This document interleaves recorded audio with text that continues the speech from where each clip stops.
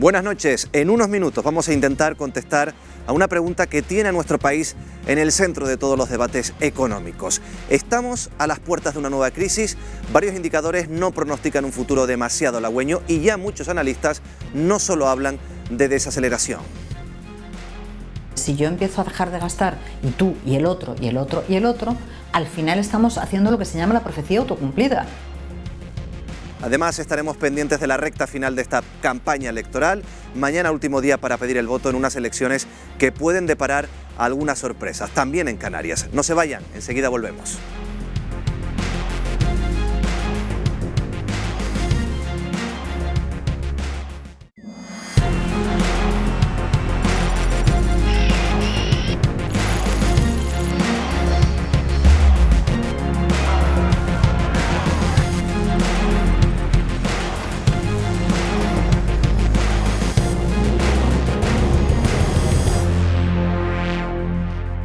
Buenas noches y bienvenidos un jueves más al Enfoque. Fíjense, son muchos los indicadores que hablan y que señalan que nuestra economía ha sufrido un frenazo.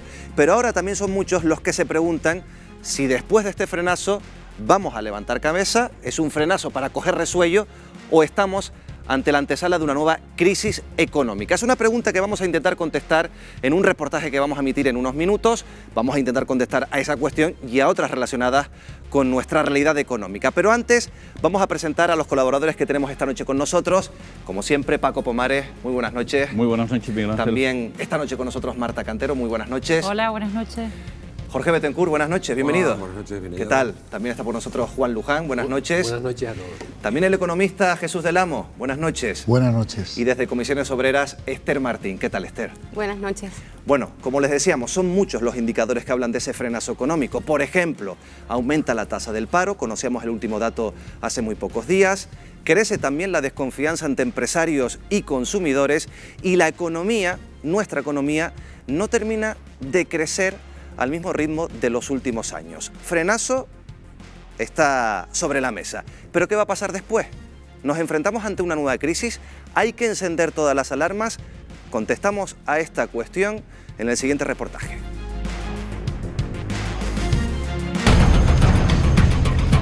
Comprar una casa, un coche o planear un viaje es una decisión importante. Requiere en la mayoría de los casos endeudarnos. Nosotros vamos a firmar la hipoteca, pero todo el mundo, por muy bien o muy mal que esté, siempre tiene esa incertidumbre. Está claro que hay que pensarse las cosas y más con la que viene, ¿no? Pero las noticias que llegan no invitan a la alegría en el gasto. Según el CIS, 1 de cada 3 españoles cree que la situación económica irá a peor.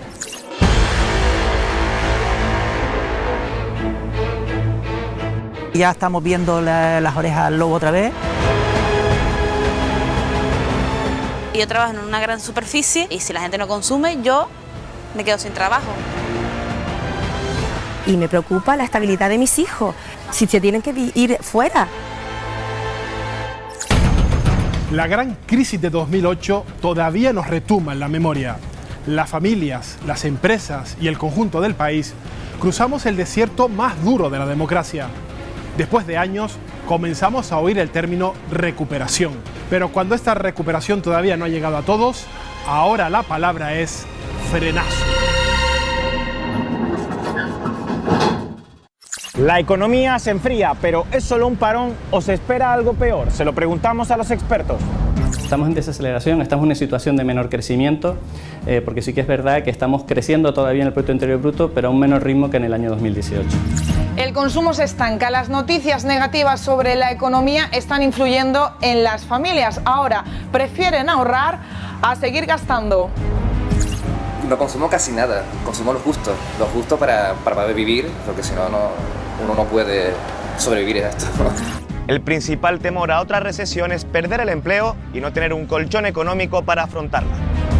Estamos aquí en una empresa que aunque estés fijo te puede mañana echar a la calle por un ERE o por cualquier cosa, y si te vas al paro te vas con una mano delante y otra detrás, y eso claro que preocupa.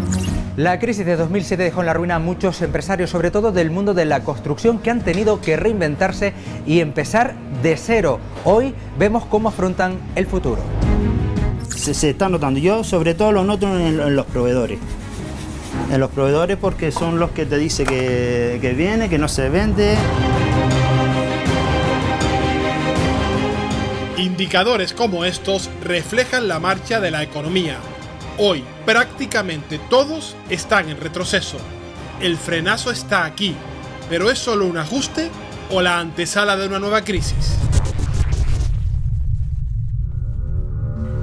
Esther, Nedea, Enrique, ustedes son trabajadores, ¿les preocupa las informaciones sobre una desaceleración económica? Sí, en mi caso y en nuestra familia sí nos preocupa, y me preocupa la estabilidad de mis hijos, la educación, si se tienen que ir fuera a otros países a trabajar. No tengo sensación, o por lo menos en mi entorno, de que eso se esté cosiendo. Eso sale mucho en los medios de comunicación, pero realmente... ¿Tú no lo palpas en la calle, en la gente de tu entorno? No se nota, la gente no ha desacelerado el consumo. Yo en mi ambiente sí lo veo. Se nota cuando la gente ya está a mitad de mes, no va a consumir. Pues se nota en lo que es la venta del hipermercado que trabajo, la gran superficie. A primero de mes todo el mundo come porque tiene necesidad, porque estén esperando para cobrar. Compra lo que tienen que comprar y después ya a mitad de mes se nota bastante.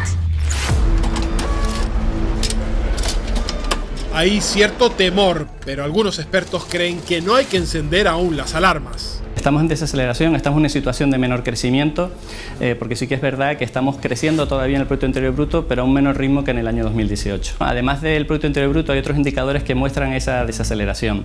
Con un ligero, por ejemplo, aumento de la tasa de desempleo, en concreto en el número de empresas creadas, es verdad que estamos creando un menor número de empresas que con respecto al año 2018, y es verdad que también ha bajado el indicador de confianza empresarial, ya sea por la peor valoración que hacen los empresarios, tanto de la situación actual como de sus expectativas. Somos una economía dependiente del exterior, y situaciones como la negociación del Brexit o el decrecimiento de la economía alemana, o ya incluso las guerras arancelarias que tiene Estados Unidos actualmente con China y la Unión Europea, o la propia crisis de Thomas Cook, nos afecta directamente.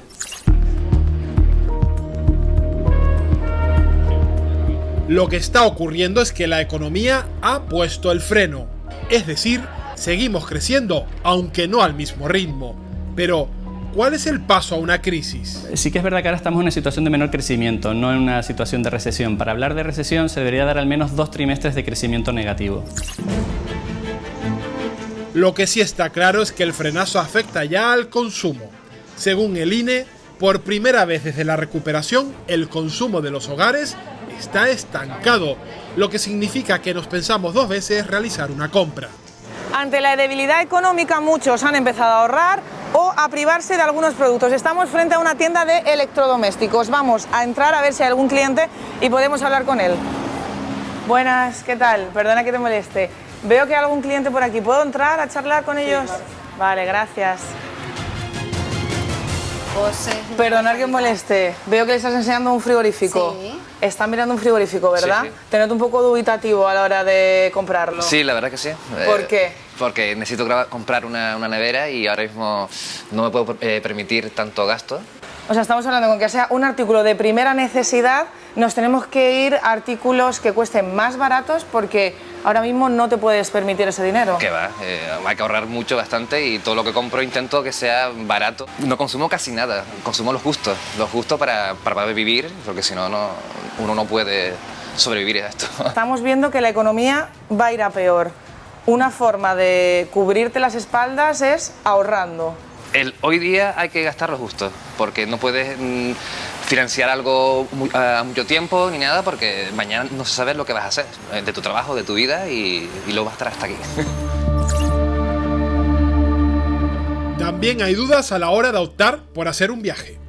Queremos conocer si en Canarias existen personas que prefieren blindar sus ahorros antes que gastárselos en actividades de ocio, como por ejemplo puede ser viajar. Disculpa, te he visto que has pasado al lado de la agencia y ni siquiera has mirado. No he mirado, ¿no? ¿Tienes entre tus planes ahora planificar un viaje? Pues no, ahora mismo no. La situación no es proclive a eso, la verdad. ¿Es usted o se considera ahorradora? La necesidad ha hecho que sí, que me haya hecho más ahorradora ahora que antes, ¿no? En otros tiempos no tanto. Yo estoy viendo aquí, por ejemplo, un viaje a Chipre por unos 1.139 euros. ¿Usted invertiría ahora 1.139 euros en viajar? No, yo ya te digo que no, que ahora no. Me encanta viajar y es uno de mis cosas favoritas en la vida, pero no, ahora mismo no. Guardaría o guardo más bien para prever cualquier imprevisto que venga, cualquier problema del coche, cualquier problema de cosas que me son indispensables para la vida diaria y que en caso de no tener dinero para resolverla, pues me supondría un grave problema. Muchísimas gracias por contarme su situación. Bueno, hasta luego.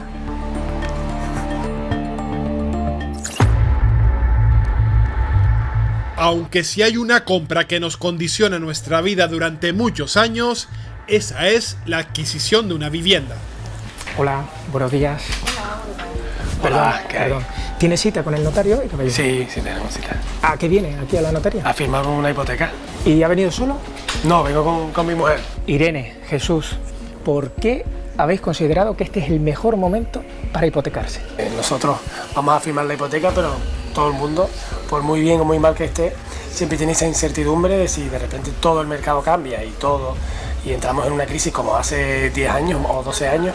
Hemos valorado la hipoteca tipo fijo, siendo mi marido funcionario, yo tenía un trabajo estable, más o menos haces cálculos, también eligiendo una vivienda que consideramos que en el caso que se pusieran mal las cosas podríamos vender. Esa posibilidad. Hemos valorado todo eso y por eso nos hemos decidido, pero está claro que hay que pensarse las cosas y más con la que viene, ¿no? Don Jesús, doña Irene, pasen conmigo, por favor.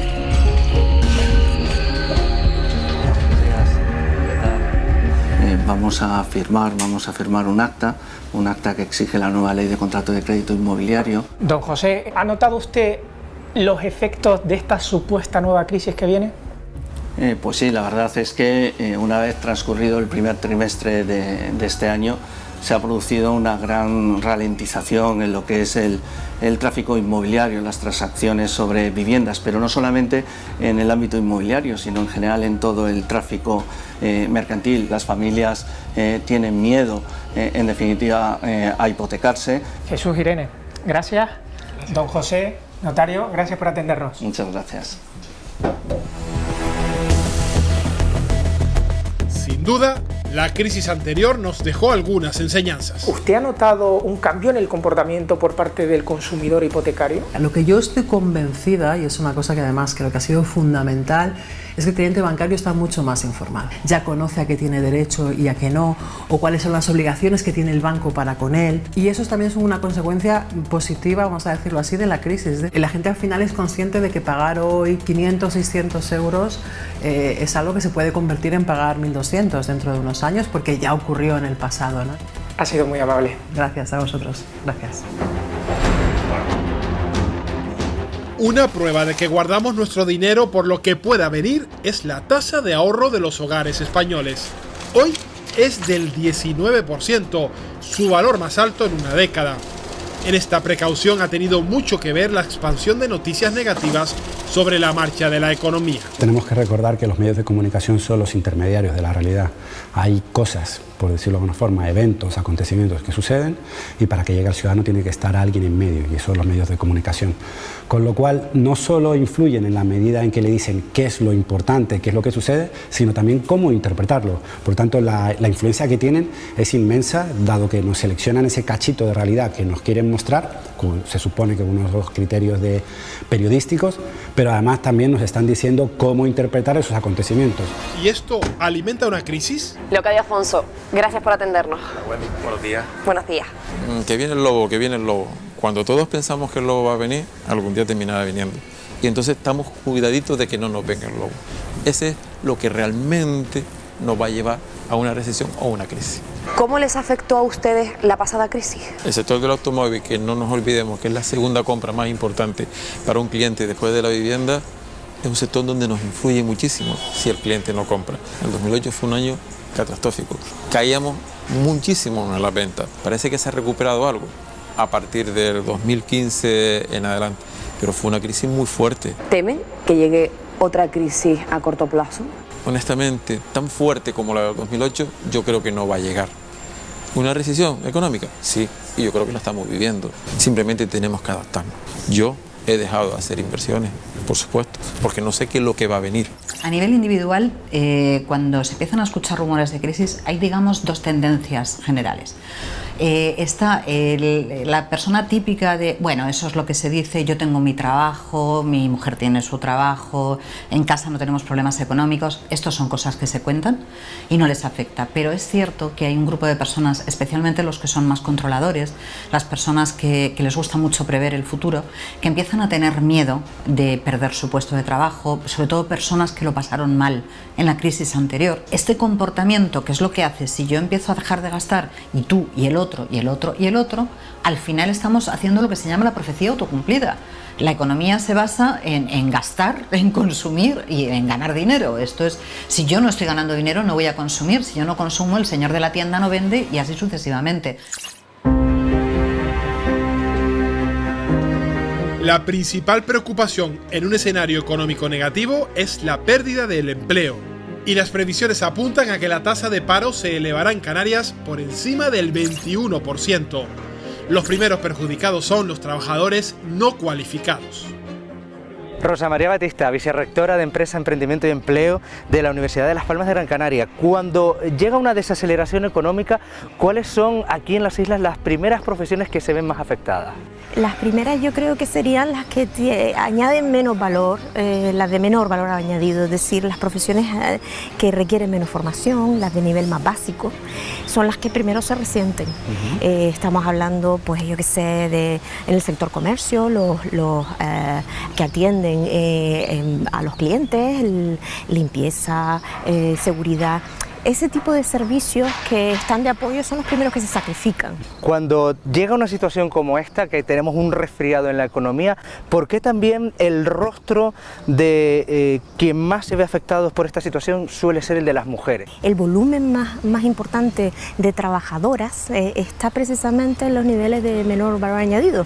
Y esa es la razón por la cual el rostro en momentos de enfriamiento de la economía, quien lo pone es la mujer. De todas maneras, yo diría que afecta en general a toda la base de la pirámide laboral. En lo que llevamos de año han perdido su empleo más de 20.000 mujeres canarias. Marcia. Sí. Vámonos. Hola, buenos días. Marcia, tú me vas indicando a dónde vamos. Bueno, al hotel. Vamos a trabajar ahí un ratillo. ¿Pues te dedicas, Marcia? Yo soy camarera de piso. Acabamos de escuchar a la experta asegurar que las mujeres parten desde una posición de desventaja cuando las cosas empiezan a ir mal en la economía. ¿Tú crees que eso es así? Es así. Somos las primeras afectadas siempre que ocurren estas cosas. De las primeras que echan mano para bajar la plantilla es al departamento de piso. Me imagino que muchas de esas mujeres son quienes llevan el sueldo a casa, ¿no? La mayoría de las camareras de piso son familias monomarentales.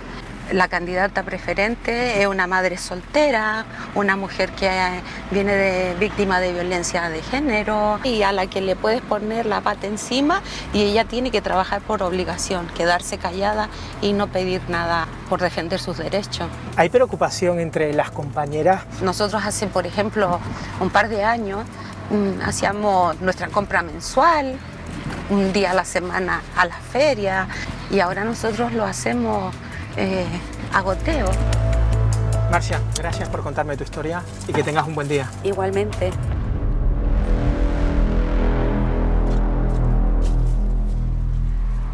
Hasta luego. Chao, gracias. Marcia. Además de las mujeres, hay otros colectivos que pueden quedar expuestos en una nueva recesión. Así quedó claro en la anterior crisis. Fue el caso de la construcción.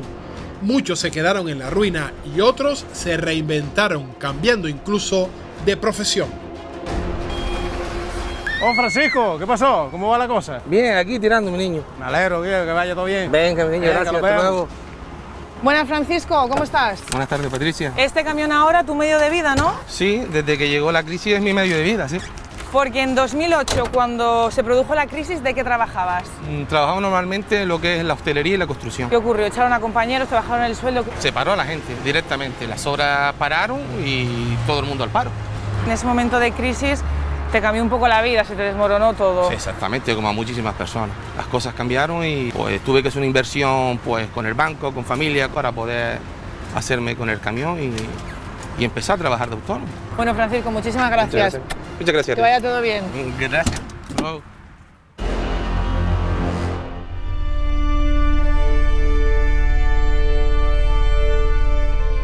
Vamos camino a un restaurante, nos hemos citado allí con un empresario de la construcción que hace justo una década en plena crisis supo reconvertirse para evitar así la bancarrota.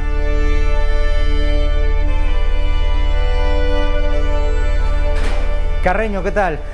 ¿Qué tal, José? ¿Cómo estás? ¿Bien? Bien. ¿Te atiendo un poquito dentro que voy a sacar Perfecto. unos platitos? Venga. Fuiste uno de esos empresarios que en la crisis de hace una década te reconvertiste, te dedicabas a la promoción de viviendas, a la construcción y te pasaste a un restaurante. ¿Cómo fue esa experiencia?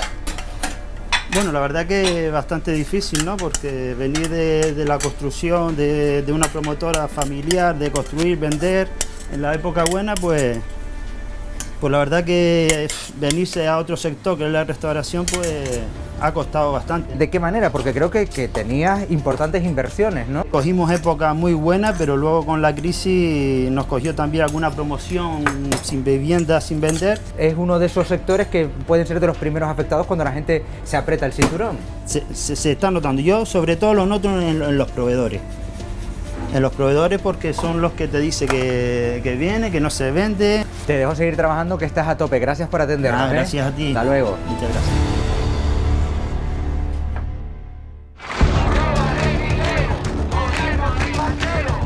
Como ellos, miles de canarios se vieron afectados por aquella gran crisis. En algunos casos llegaron a perder sus casas. Hoy, muchos han logrado reponerse, aunque miran con recelo la desaceleración económica. Según la plataforma antidesahucios, en España más de 400.000 personas perdieron su vivienda tras la pasada crisis económica. Hoy hemos quedado con una de ellas. María, ¿verdad? Sí. Hola, soy Rocío, ¿cómo estás? Bien. Sufriste muy de cerca la crisis, ¿no? Sí, no podía hacer frente al pago del alquiler y me enfrentaba a un desahucio. Porque el alquiler que tenías que pagar, ¿de qué cantidad estamos hablando? Era de 400 euros. Imposible hacer frente a ella. No, porque yo cobraba 400 y poco. O pagaba el alquiler o comía. Y tenía que darle de comer a mi hijo. ¿Te parece que caminemos y me sigues contando? Sí. Pues venga, vamos. Me imagino que en una época de crisis como era aquella, me imagino que intentarías encontrar trabajo. Sí. Y no había forma. No había forma. Y más cuando tienes un hijo y estás sola, tú sacando a tu hijo adelante, pues los horarios no cuadran mucho y hay muy pocas ayudas en ese sentido también. Dicen que estamos en un fin de ciclo y que podría repetirse esta situación, esta nueva crisis económica. ¿Tienes miedo? Mucho, mucho. Mi mayor pánico es el que me retiren al niño, porque esa es con la amenaza con la que siempre he vivido. Pues muchísimas gracias y que vaya lo mejor posible. De nada. Gracias. Adiós. Estos temores a una nueva crisis se acrecientan con estos titulares. Pero aunque estas noticias no son buenas, nada asegura hoy que nos encaminemos hacia una gran crisis como la de 2008, aunque algunos son más optimistas que otros. Hemos quedado con don Agustín Manrique Velal, presidente de la Confederación Canaria de Empresarios. ¿Qué tal? ¿Cómo estás? Hola, buenas. ¿Por qué se habla de esa desaceleración? La desaceleración estaba prevista. Hay un cambio de ciclo en el que hay circunstancias internacionales que lo provocan, como puede ser un Brexit desordenado, como pueden ser las guerras comerciales, pero estamos con mejores fundamentos de los que estábamos hace 10 años, cuando estábamos en una crisis que nada tiene que ver con esta. Las empresas, por ejemplo, en estos momentos se encuentran en una posición mucho más solvente y menos endeudada de la que tenían en el año 2007-2008. Hablaba de un fin de ciclo. ¿Eso genera a la sociedad cierto temor, cierto miedo? Bueno, eso lo que nos tiene que generar es capacidad de adaptarnos al nuevo ciclo que viene, ser flexibles y afrontar esos retos pues, como lo afrontan las principales economías del mundo. Y no debemos olvidar que España está entre las principales economías de la Unión Europea y por tanto es uno de los países con mayor potencial económico del mundo. En estos momentos en el mundo de la empresa no se espera una recesión económica, lo que sí se espera son importantísimos cambios en la economía. Hola Lola. Hola, ¿qué tal? ¿Qué tal? ¿Cómo estamos? Muy bien. Bueno, pues un escenario muy complicado, ¿no? Porque la verdad que se han ido acentuando esas dificultades en las que ya percibíamos a lo largo del año pasado, en 2018, donde tanto en el ámbito internacional como nacional pues ha aumentado las incertidumbres, y todo eso pues hace que tengamos un escenario de preocupación desde el punto de vista empresarial en cómo van a suceder los acontecimientos, ¿no? El crecimiento será muy pequeño, prácticamente estaríamos hablando de estabilidad en el próximo ejercicio, y dependerá mucho de cómo vayan evolucionando esos acontecimientos internacionales. Si finalmente tenemos un gobierno que acelere pues esa aprobación de presupuestos, que tome medidas, que se ponga a funcionar, no que esté en funciones, sino que se ponga a funcionar.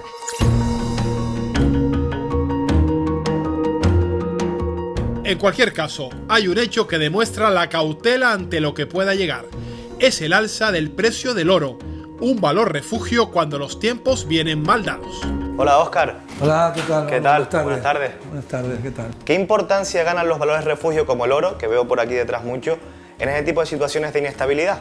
Como todos sabemos, el oro es sinónimo de poder, de riqueza, y el oro, pues bueno, siempre lo puedes utilizar como manera de pago en cualquier situación. Estamos hablando que hemos salido de una crisis de 2008 donde las compraventas de oro se han triplicado. Es una situación de que la gente la ha pasado mal y se ha tenido que deshacer del oro que tenía como guardado, de regalos, recuerdos de los abuelos. Óscar, ¿y podríamos hacer alguna prueba, algún cálculo para ver cómo está el valor del oro en estos momentos? Aquí tenemos la pesita. Eso me comentabas que son 10 gramos. Lingotes de 10 gramos, como vemos aquí, 10 gramos de oro 24, oro puro. La cotización hoy está a 43.10 el gramo.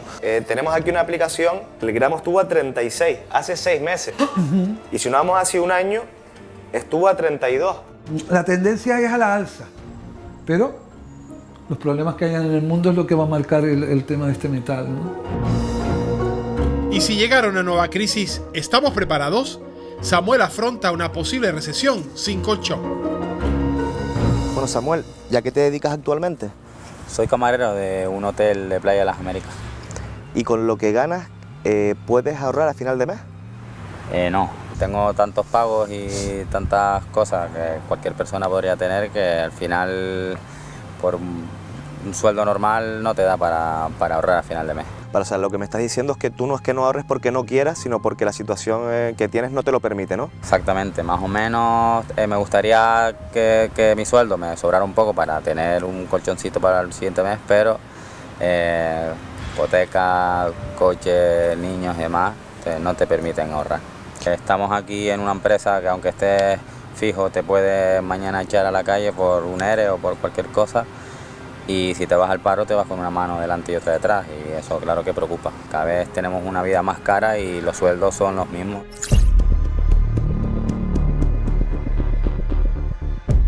Para los sindicatos, la crisis anterior ha dejado graves secuelas, entre ellas la desigualdad, un factor que debilita a los más vulnerables ante una nueva recesión. Buenos días, Nacho.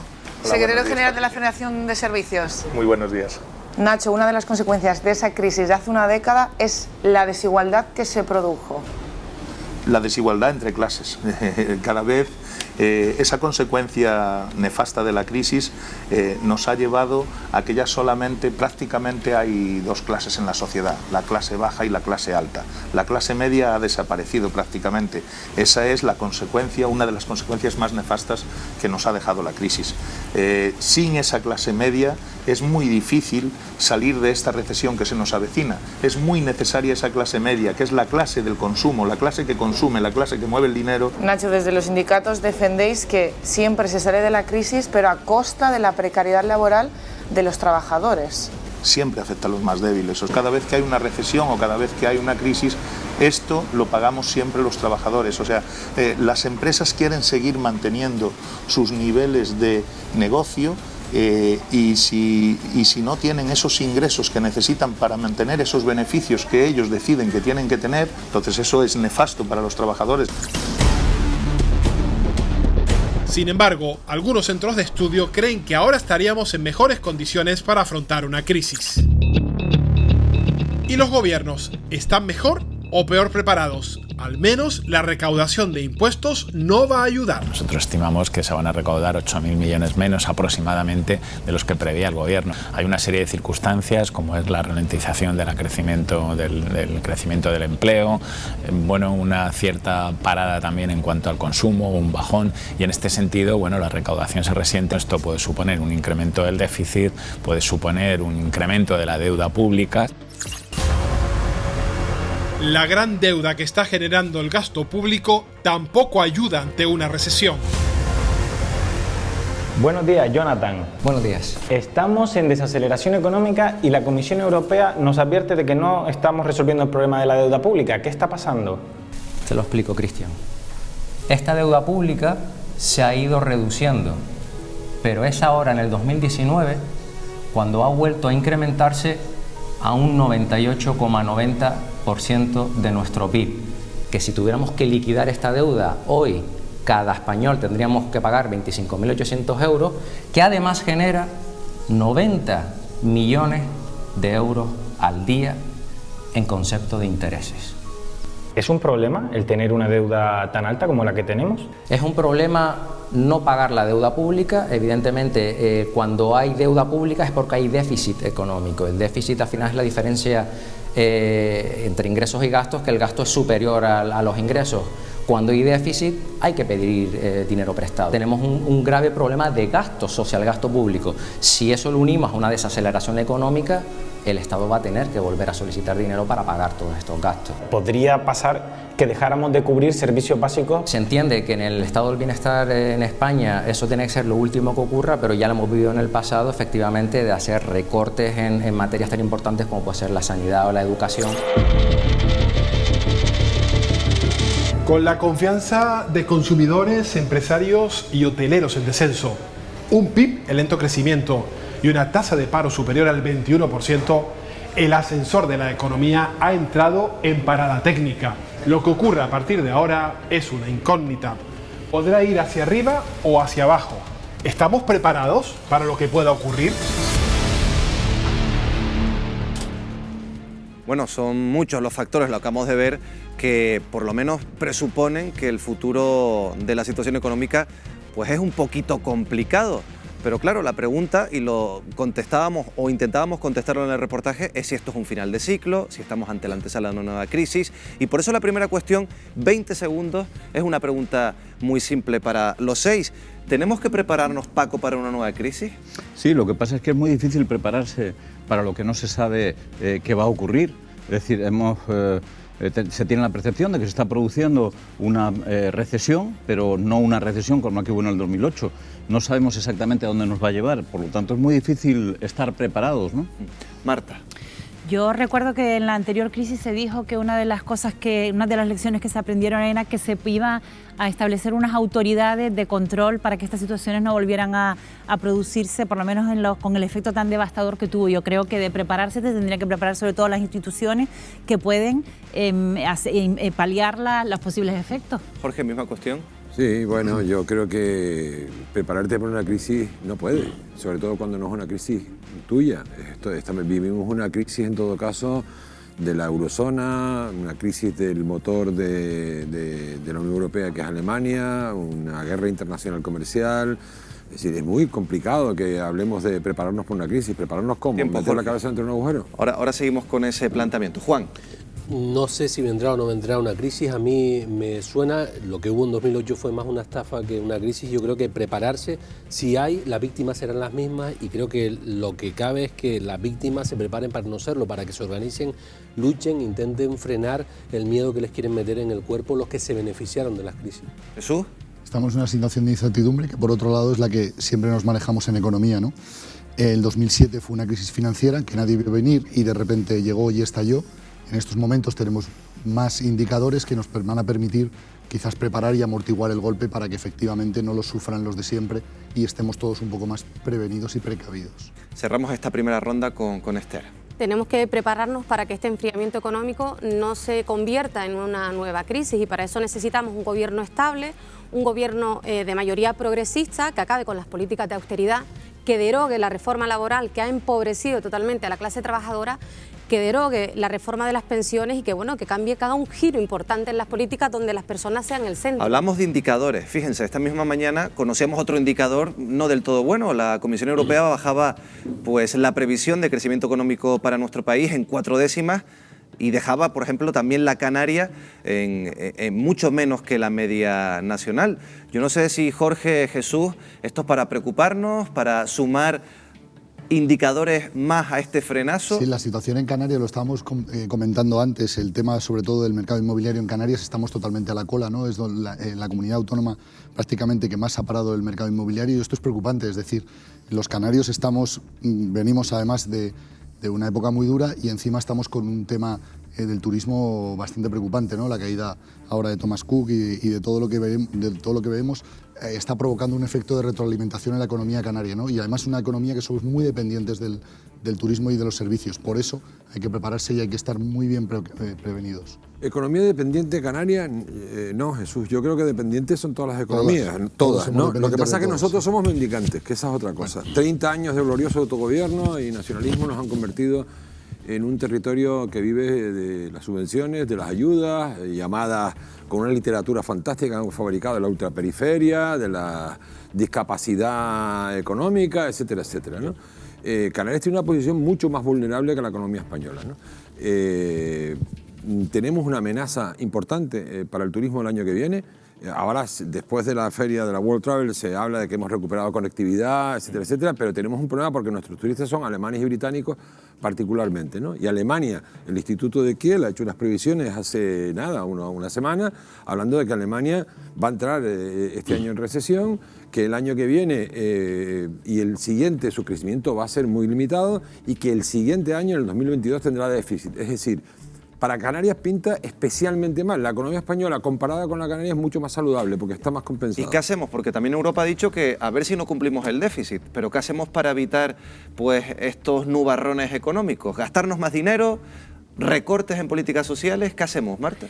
Bueno, yo creo que si analizamos por sectores, ¿no? Porque aquí se ha hablado del automóvil, del sector inmobiliario, etcétera, etcétera. Lo primero que había que diagnosticar bien de qué crisis estamos hablando, si es una crisis financiera, si es una crisis de qué tipo, ¿no? Porque, por ejemplo, el sector del automóvil tiene que ver con todo el tema de que estamos hablando del cambio climático y toda esta caída que comentaba el representante de que la pérdida de ventas impacta muchísimo en el sector automóvil, pero es que eso es producto de que estamos en un tiempo en el que no podemos seguir moviéndonos como nos estamos moviendo. Es decir, es que hay un montón de frentes abiertos y habrá que empezar a diagnosticar claramente dónde están los problemas para resolverlos. Yo creo que aquí lo que es fundamental es que funcionen los mecanismos de control, el que sea, pero que los mecanismos de control no vuelvan a fallar como ya fallaron en la anterior crisis. Sí, yo no soy economista, pero coincido con Marta en el sentido de que hay políticas de movilidad que vienen de la propia Unión Europea y que la gente cada vez se da más cuenta a lo mejor que se puede mover en las ciudades sin comprarse un nuevo coche y ya no hay 2 coches por familias. Creo que eso puede influir y en el mercado hipotecario puede pasar algo parecido. Lo que pasa es que no está pasando tanto por la especulación con el tema del alquiler, pero que la gente... Yo creo que habría que analizar los datos que nos vengan de otra forma, no siempre repitiendo lo que se hacía hace 30 años, que nos va muy bien si hay 1 millón más de turistas, que nos va muy bien si aumentan las ventas de coches y si suben las hipotecas. Yo creo que ahí debería de haber otro y yo insistiría más en el tema de la desigualdad, de los datos de que la economía mejora si no hay tanta desigualdad. Voy a dejar una pregunta en el aire para Paco y Esther para cuando volvamos de publicidad, porque si de repente nos encontramos ante una crisis, vayan pensando si estamos mejor preparados ahora que en el año 2008. Lo comentábamos en el reportaje, lo veíamos en el reportaje. Quédense con la pregunta y la contestamos después de publicidad.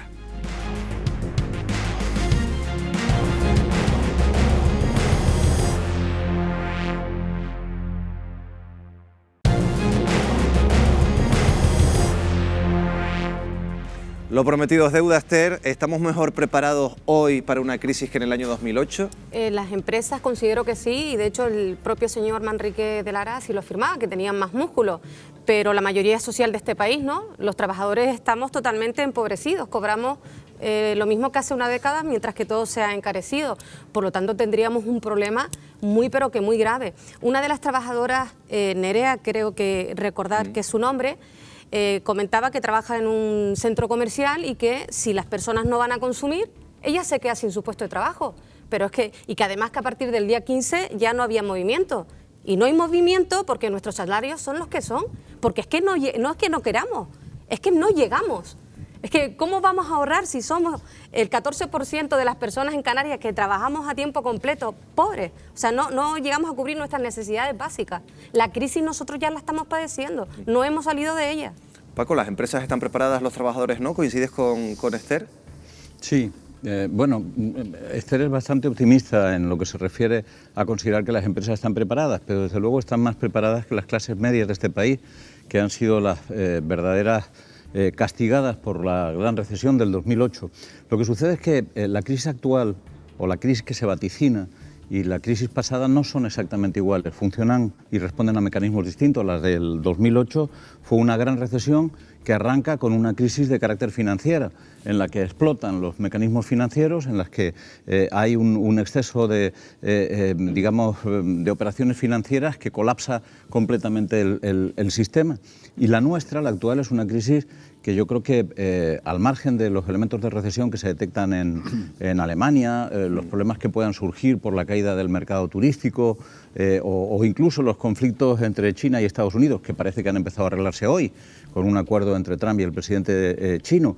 Al margen de todo ese tipo de cuestiones, la crisis que tenemos encima es una crisis de carácter fiscal, una crisis fruto de que una parte importante de los países de Europa, y España entre los primeros, tienen una deuda pública extraordinaria, lo cual les va a impedir hacer frente a los problemas que se puedan presentar en el futuro. Yo creo que las crisis tienen orígenes distintos y se van a resolver de manera distinta, pero esta va a ser probablemente más corta que la anterior y de menos impacto. Ya que estamos hablando y comparando lo que pasó en 2008 y la situación actual, hablabas de que son, o por lo menos situaciones económicas con un origen diferente.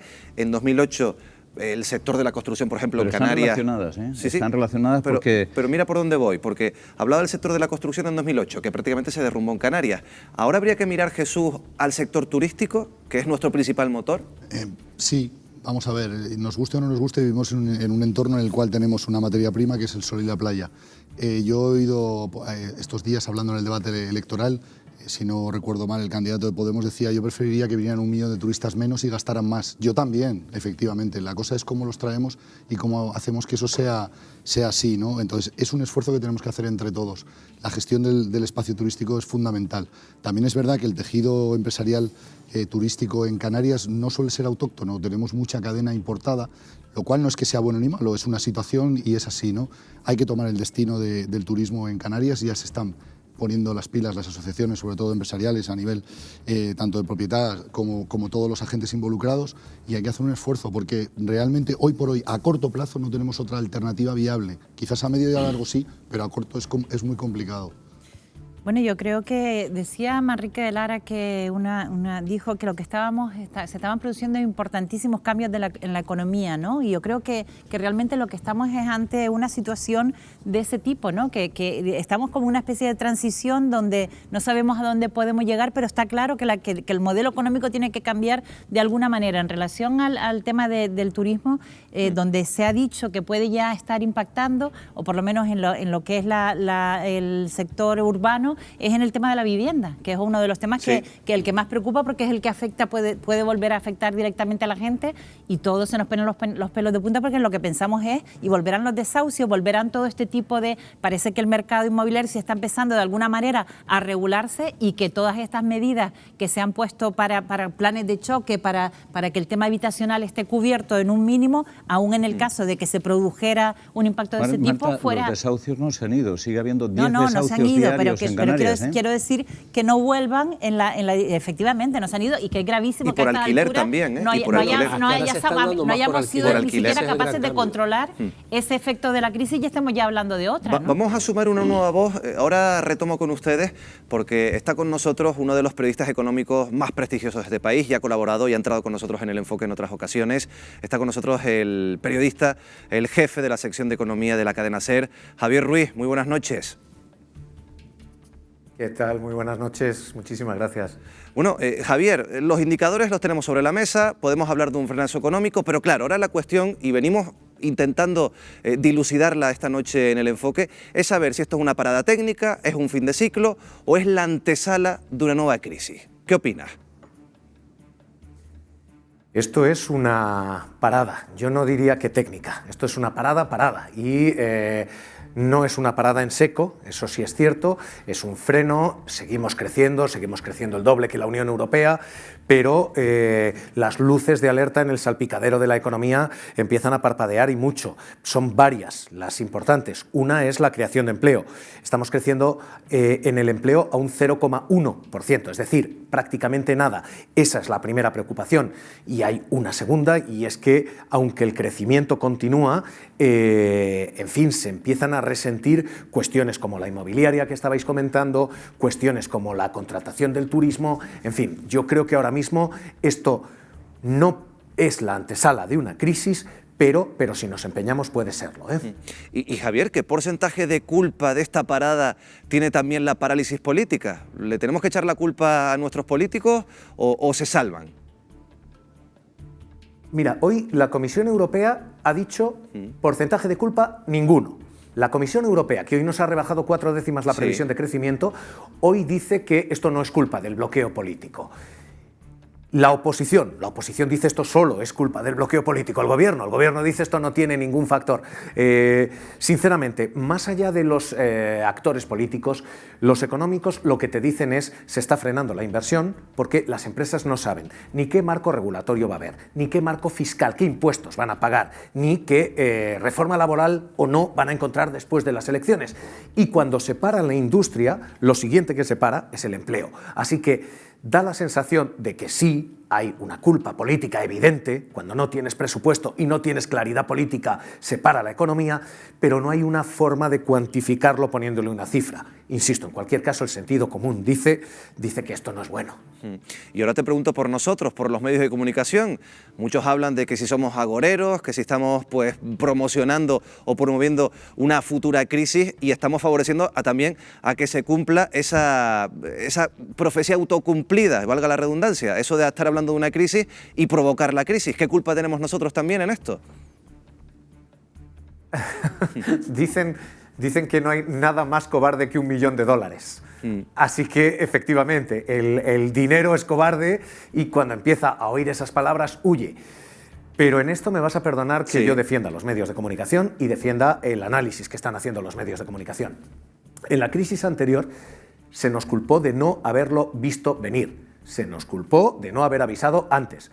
Ahora no se nos puede culpar también de avisar, o una cosa o la otra. Yo personalmente creo que no se puede hablar de los medios de comunicación en general, que hay gente que tiene cierta responsabilidad y cierto, en fin, criterio, y hay gente que utiliza esto como un alarmismo, como cualquiera puede utilizar cualquier otro argumento. Yo insisto, creo que estamos en la obligación de advertirle a la gente, oiga, miren, esto no es el apocalipsis zombie de la economía, pero esto se está parando, esto se está frenando, algo hay que hacer desde la política y desde la empresa. Y una última cuestión, además rescato una de las preguntas que habíamos hecho en la mesa esta noche. ¿Estamos mejor preparados para una situación económica pues complicada ahora que hace algunos años, que en el 2008? Porque aquí se ha hablado de que a lo mejor el sector empresarial está mejor preparado, pero que la clase trabajadora, la clase media, no. Absolutamente. Estamos mejor preparados, incluso la clase media. La economía tiene ahora mismo menos desequilibrios. Tenemos un nivel de deuda muy parecido, pero un nivel de déficit, de desequilibrio, de endeudamiento de la economía, por entendernos, mucho menor. Las empresas se han blindado bastante, tienen muchos menos niveles de deuda. Si ahora mismo tenemos un problema, no tienen una tasa de morosidad y una tasa de impago igual. Y a la clase media le pasa lo mismo. La clase media ha descendido su nivel de endeudamiento. Es cierto que los salarios siguen siendo precarios, es cierto que no hay capacidad para hacer frente a muchos imprevistos, pero también es cierto que el entramparse es cada día menor. Hay un asterisco, si me dejas que te conteste con el asterisco. Toda esta respuesta que yo te digo es la general. Estamos mejor, sin duda, en general. Asterisco. Las clases más necesitadas, no es la clase media, sino las clases más bajas. Estas clases están peor, porque no solo se están endeudando, sino que además lo están haciendo a tipos más altos. Ahora ya no te dan el crédito hipotecario y con eso te compras el coche y los muebles. No, ahora tienes que pedir créditos al consumo. Los hipotecarios te dan un 0% de tipo de interés, pero el del consumo te da un 7, un 8. Como venga un hipo en la economía, esa gente sí lo va a pasar peor. Así que corremos un riesgo que es el gran problema de la economía española, y es que la desigualdad que se está ampliando y que está creciendo, que la desigualdad nos rompa a la clase más baja y que deje caer en la cuneta a la gente con más necesidad. Javier Ruiz, como siempre, muchas gracias, muy buenas noches. Encantado, un placer, de verdad. Bueno, Jorge, hablábamos de esa desigualdad, hay un dato, el paro está aumentando en los últimos meses, conocemos la EPA, también los datos del INEM. Eso es un elemento también que es una antesala un poco de la situación, o por lo menos define un poco la situación. Octubre nunca ha sido un buen mes para el empleo, aunque es verdad que no se han dado las cifras. Se suma otros meses también anteriores. Sí, pero el final de la temporada, el trimestre que se analiza, nunca ha sido bueno. Lo que pasa es que estos datos son especialmente malos, ¿no? Lo que ocurre es que yo creo que el año 2008 la crisis que se produjo fue una crisis del crédito. Los productos derivados empezaron a crear una burbuja del crédito que era increíble y el mercado pegó un pelotazo, se ajustó y a nosotros nos tocó primero la crisis del ladrillo, luego la crisis bancaria que se llevó a las cajas de ahorro, a la banca semipública y luego llegó a la economía real, ¿no? Yo creo que ahora estamos en otro tipo de crisis, pero que también tiene que ver con lo mismo que nos pasó con el mercado del crédito, que no lo vimos venir. Es decir, este país, la deuda privada, la deuda pública española privada ha descendido. Pero este país sigue gastando cada año entre 30.000 y 40.000 millones más de lo que ingresa. Paco decía al principio de este programa un dato que ha pasado desapercibido, que Gesta, el sindicato de trabajadores de Hacienda, anunció que este año se va a cerrar con 8.700 millones menos de recaudación sobre los impuestos previstos. Que hay un aviso de la Comunidad Europea de que España tiene que ajustar 6.500 millones de euros de incumplimiento del déficit de este año. Si tú todo esto lo metes en la coctelera, o sea, si tú tienes un amigo que gana 1.500 euros y gasta 2.000 al mes, no hay que ser un genio para decirle, mira, macho, llevas muy mal camino, llevas mal camino, ¿no? Este país sigue gastando por encima de lo que puede y la única solución que ve para cubrir ese déficit es acudir al mercado de la deuda, a la Unión Europea, o subir las cargas fiscales sobre la población de este país. Eso es un remedio peligroso. Venga, Juan, hace unos años discutimos mucho en plena crisis en la tertulia de ayer con Jorge, con la famosa teoría de que hemos vivido por encima de nuestras posibilidades, y evidentemente es verdad que algunos con varios yates vivieron, pero que la mayoría de la gente que se quedó en el paro en los ERE no creo que estaban viviendo por encima de sus posibilidades. Una información que sacaba Javier Ruiz recientemente, la plataforma Netflix, por ejemplo, en 2018 pagó en España 3.146 euros de impuestos, lo mismo que un trabajador que tuviera de ingresos 25.000. Esas cosas también ocasionan esa deuda pública del Estado, el que tiene menos ingresos el Estado y tienen los mismos gastos. Yo creo que hay que ir más en el terreno fiscal y me preocupan algunas recetas que da, por ejemplo, Manrique de Lara, que hablaba de la flexibilidad. Si la flexibilidad va a seguir siendo flexibles para bajar los salarios, pero no para controlar los beneficios o repartirlos, por ejemplo, ¿no? A mí me parece que en el tema de si estamos mejor o peor preparados, y si más los empresarios o si la gente de la calle, hay un dato que dio una de las personas que termina, no recuerdo quién, en relación a que los consumidores estamos ahora más prevenidos, más informados, dijo, pero también más prevenidos. Y en lo que se refiere no tanto al tema de consumo comercial, ¿no?, que ahí apuntaban el tema del ahorro, que siempre es apriétese usted un poco el cinturón, sino en cuanto al consumo de productos financieros, ¿no? La gente ya no mira mucho más la letra pequeña, estamos mucho más en el dato de que no, ya hemos aprendido cierta lección, Ruiz, ¿no? dio un dato importante, que es que las clases bajas están recurriendo a ese tipo de... créditos al consumo. Sí, a ese tipo de préstamos. Una barbaridad en intereses. Porque te dan un montón de facilidades, Miguel Ángel, que te mandan, todavía sigue ocurriendo que te mandan muchos productos de estos de consumo rápido, de préstamos. Pero fíjate que el otro día la propia Ana Botín hizo unas declaraciones que tienen que ver con todo el tema del desprestigio de la banca y del sector financiero después de esta crisis, en la que ella reconocía que no hemos hecho las cosas bien en cuanto a tratar de que no se nos desprestigie y que socialmente se reconozca que no tenemos un nivel de especulación y de gasto, de abuso al consumidor que realmente sí se produjo. Que no son tan malos como los pintan. Efectivamente. Yo sigo convencida que es que las desigualdades, el que es rico ahora es muy rico, pero es que el pobre pues tiene que acceder a este tipo de préstamos, de créditos, que después se le hace totalmente imposible devolver porque los intereses se disparan y además con los salarios que tenemos, y por lo tanto volvemos a lo mismo. Las empresas ya desde 2015 tienen beneficios superiores, las empresas, las no financieras, 36.000 millones de euros más que antes que comenzó la crisis, pero nuestros salarios, y no quiero ser pesada, pero es la realidad, son los mismos que hace una década. Si no llegas, no ni siquiera a final de mes, esto que solemos decir, si no llegas ni siquiera a pagar el agua y la luz, pues tendrás que tirar de tarjetas, de crédito y de cualquier cosa para darle de comer a los críos y para poder subsistir. En muchos casos abusivos. Ahora vamos contigo, Jesús, con Paco también, que me ha pedido la palabra, pero fíjense, llevamos ya un rato hablando pues de la crisis de 2008, de esos fantasmas que vuelven a salir con estos indicadores. Hablaba de esa crisis 2008 que comienza ese año. Nosotros levantamos un poco la cabeza en el año 2014, pero es verdad que estamos hablando pues, de esas burbujas inmobiliarias, de la burbuja financiera, como hablaba Paco, ahora se habla de la burbuja de la deuda, pero lo cierto es que esa crisis que pasó de 2008 ha dejado, Wendy Fuentes, buenas noches, algunas heridas abiertas. Son consecuencias de la última crisis. Así es, buenas noches, Miguel Ángel. Si te parece, nos remontamos a esos años de crisis para conocer qué heridas, precisamente, como decías, continúan abiertas. Buenas noches. Canarias ha sido una de las regiones más castigadas por el descalabro que ocasionó la pasada crisis, dejando a su paso heridas que aún siguen sin cicatrizar. Fíjense en estas cifras, más de 210.000 personas están hoy sin empleo en Canarias. En el año 2007, justo antes de que comenzara la crisis, la tasa de paro no llegaba a un 11%. Solo un año después había un 17% de desempleo, aunque el récord llegó en el año 2013, cuando se alcanza una tasa de paro del 34%. Hoy ese porcentaje es algo más del 21%. Pero si hay un colectivo que salió perjudicado de la recesión, son las mujeres. El 56% de los desempleos tiene rostro femenino, más vulnerables a los trabajos temporales y también a los trabajos precarios. Otra de las heridas que nos dejó la anterior crisis es el empobrecimiento. Un informe de Cáritas asegura que el 29% de la población canaria se encuentra hoy en exclusión social.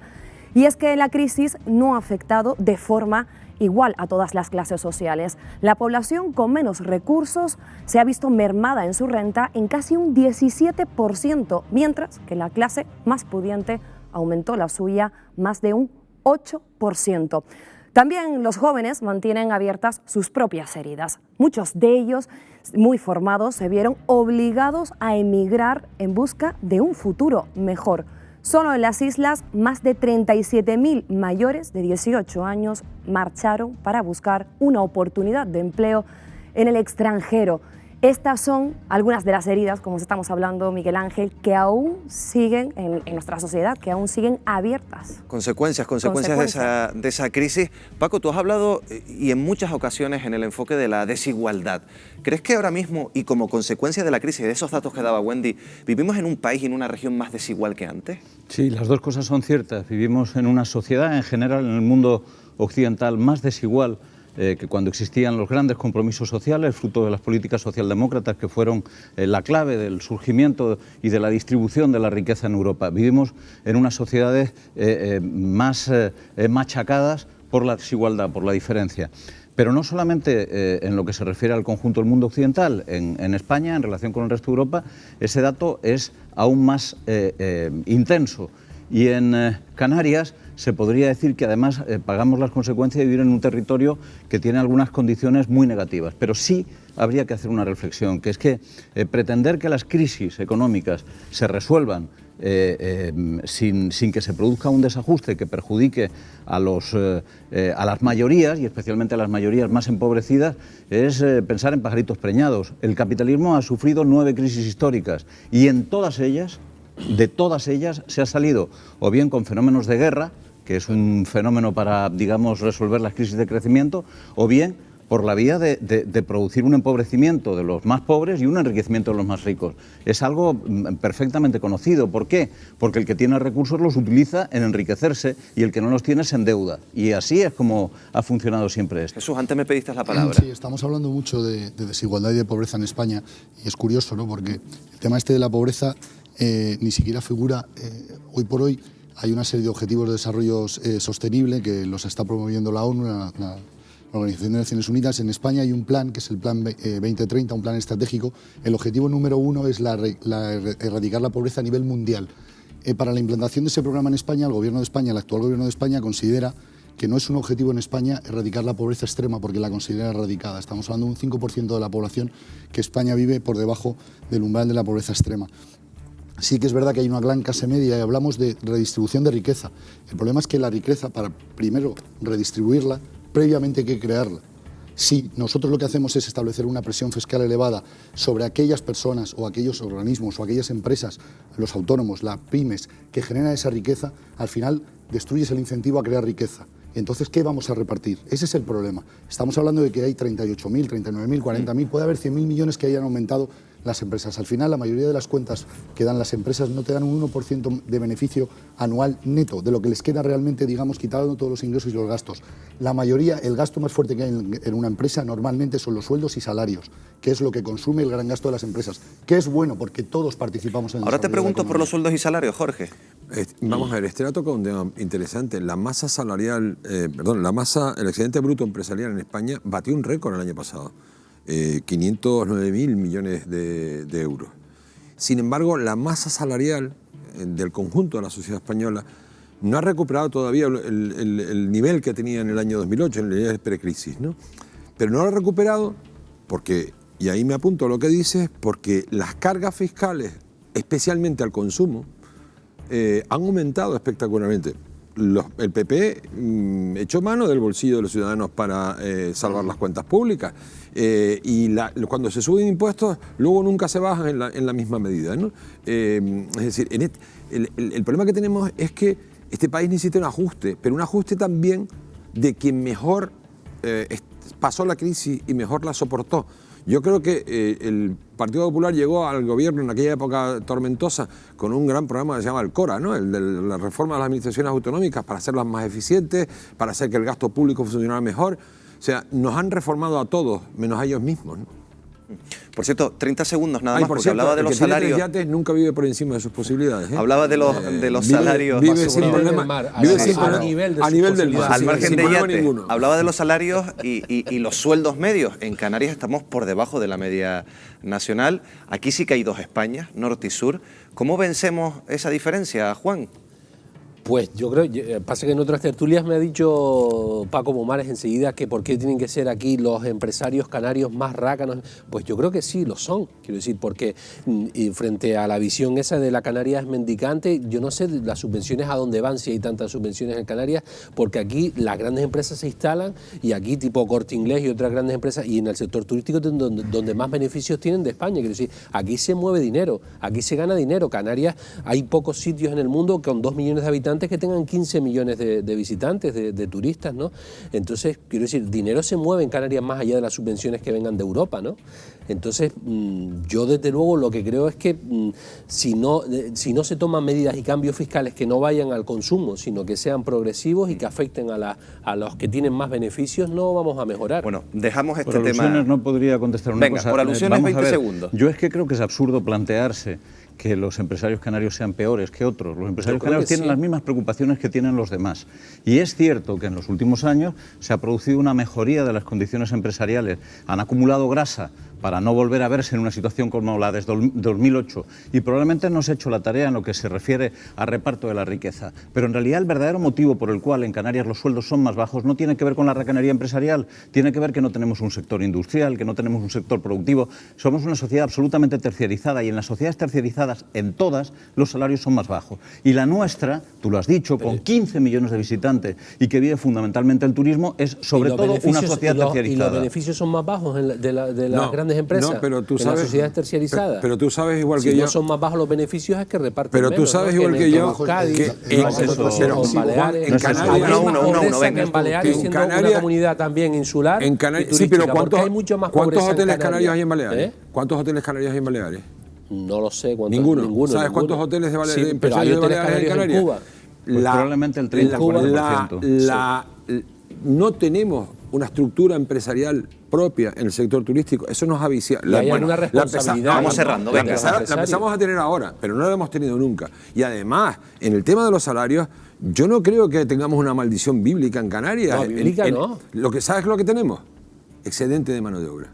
Lo que hablábamos el otro día, excedente de mano de obra. Hay 200.000 personas que están en la calle esperando por hacer un trabajo que tú no quieres hacer. Tenemos que cerrar este asunto y pasar a otro asunto también bastante polémico. Una baja médica puede abrir la puerta al despido. Ya saben que estos días hemos conocido esa sentencia del Tribunal Constitucional que avala el despido de una trabajadora que estuvo 9 días de baja sin asistir al trabajo por culpa de una hernia discal, 8 de esos 9 días con baja justificada. Una sentencia que, como decíamos, trae polémica y que incluso no tiene el consenso de todo el tribunal, porque 8 magistrados votaron a favor, 4 en contra, los sindicatos han puesto el grito en el cielo y todos nos hacemos una pregunta. ¿Significa que a partir de ahora se abre la veda para que las empresas puedan despedir a los trabajadores enfermos? Vamos a intentar resolver esta cuestión con un experto, con el profesor en Derecho Constitucional Gerardo Pérez de la Universidad de La Laguna. Gerardo, ¿qué tal? Muy buenas noches. Hola, muy buenas noches. Bueno, pues la primera cuestión tiene que ver un poco para sacarnos las dudas de los planteamientos que utiliza el Tribunal Constitucional. Se basa, o por lo menos enfrenta 2 artículos. Estamos viendo aquí el artículo 15 y el artículo 38. El artículo 15 dice o habla y protege la integridad física y moral de los trabajadores. Correcto. Eso por un lado. Y después tenemos el artículo 38, que dice algo diferente, ¿no? Habla de las empresas, habla de la defensa de la productividad de las empresas. ¿Por qué el Tribunal Constitucional ha antepuesto, se puede decir así, un artículo, el de la productividad de las empresas, al de la seguridad física y moral de los trabajadores? Bueno, el Tribunal Constitucional, por mayoría, efectivamente no fue por unanimidad, ha analizado una medida legislativa que tenía el apoyo del Parlamento, de la Nación. Se basa básicamente en 4 argumentos. En primer lugar, considera que el fin que persigue la medida es un fin constitucionalmente legítimo, en tanto en cuanto la productividad de las empresas, la eficiencia de las empresas está asociada a ese artículo 38, que es la libertad empresarial, y por lo tanto persigue una meta constitucionalmente defendible. En segundo lugar, considera que estamos en el ámbito de la política legislativa, donde el Parlamento tiene libertad para configurar la relación laboral y por lo tanto puede aprobar este artículo y también puede modificarlo o derogarlo. En tercer lugar, considera que no afecta a ninguno de los derechos de los trabajadores, no solamente al artículo 15, el derecho a la integridad física y moral, sino tampoco al artículo 43, la protección de la salud, o al artículo 35, el derecho al trabajo. Y por último, considera que la medida es proporcional y razonable, en tanto en cuanto no cualquier baja médica justifica a un empresario para poder efectuar la extinción del contrato laboral, sino que hay unas duraciones y algunas bajas médicas no se pueden contabilizar. Hablabas de otros artículos. El fallo también viene a respaldar, como decíamos, el artículo 52 del Estatuto de Trabajadores, que contempla pues una serie de requisitos que tienen que ver con el absentismo. Sí. Entre ellos, lo vamos a ver en la pantalla, habla, por ejemplo, que si faltamos más del 20% en los últimos 60 días laborables, estamos ya en camino de que puedan despedirnos justificadamente. Existen 2 tipos de requisitos, unos cuantitativos sobre el número de días de baja, que efectivamente es un 20% de absentismo en los 2 últimos meses, unido a un cómputo anual de los 12 últimos meses, en los cuales tiene que haber un 5% de absentismo en esos 12 meses o un 25% de absentismo en 4 meses no consecutivos. Frente a ese dato que es meramente cuantitativo, hay algunos cualitativos, hay algunas bajas que no se pueden contabilizar para esta tipo de que no entrarían en este recuento. No entrarían. ¿Como cuáles? Como por ejemplo cuando uno no acude por una huelga legal o cuando uno, por ejemplo, está, el de la huelga que estamos viendo ahora aquí en pantalla, o también por un accidente laboral, no se podrían computar. Tampoco las de maternidad, las bajas asociadas antes de la maternidad o posteriormente al parto, tampoco. Las enfermedades de más de 20 días de baja tampoco se pueden contabilizar. Tampoco las de cáncer o enfermedades graves. En realidad nos estamos quedando con aquellas bajas de menos de 20 días por enfermedades comunes. Bueno, hay que ver también que a partir de ahora, con esta decisión, mucha gente se pregunta qué va a pasar a partir de ahora. Si esto abre la veda, por ejemplo, para aquellos trabajadores que están en el límite, con esas bajas, a lo mejor están cumpliendo una serie de requisitos, ¿se van a ver obligados, Gerardo, a ir a trabajar para no entrar en esos requisitos y no perder el puesto de trabajo? Evidentemente, ¿Trabajar enfermo? Claro, tienen que tener un cómputo de cuáles son sus bajas, si efectivamente son las bajas que sí se contabilizan, si están llegando a esos límites temporales. Si es así, tienen que tener cierto cuidado porque el empresario podía extinguir su relación laboral, aunque también hay que dejar claro que esa extinción por parte del empresario lleva aparejado una indemnización de 20 días de salario por cada año de antigüedad. Es una indemnización más baja de la del despido, pero no es una decisión sin ningún tipo de coste económico para el empresario. Una última duda, una última pregunta, Gerardo. ¿Esto no pasaba antes? ¿Desde cuándo está pasando esto? ¿O se dan estas circunstancias? La reforma laboral que implantó el Partido Popular y que posteriormente se reflejó en el Estatuto de los Trabajadores del año 2015.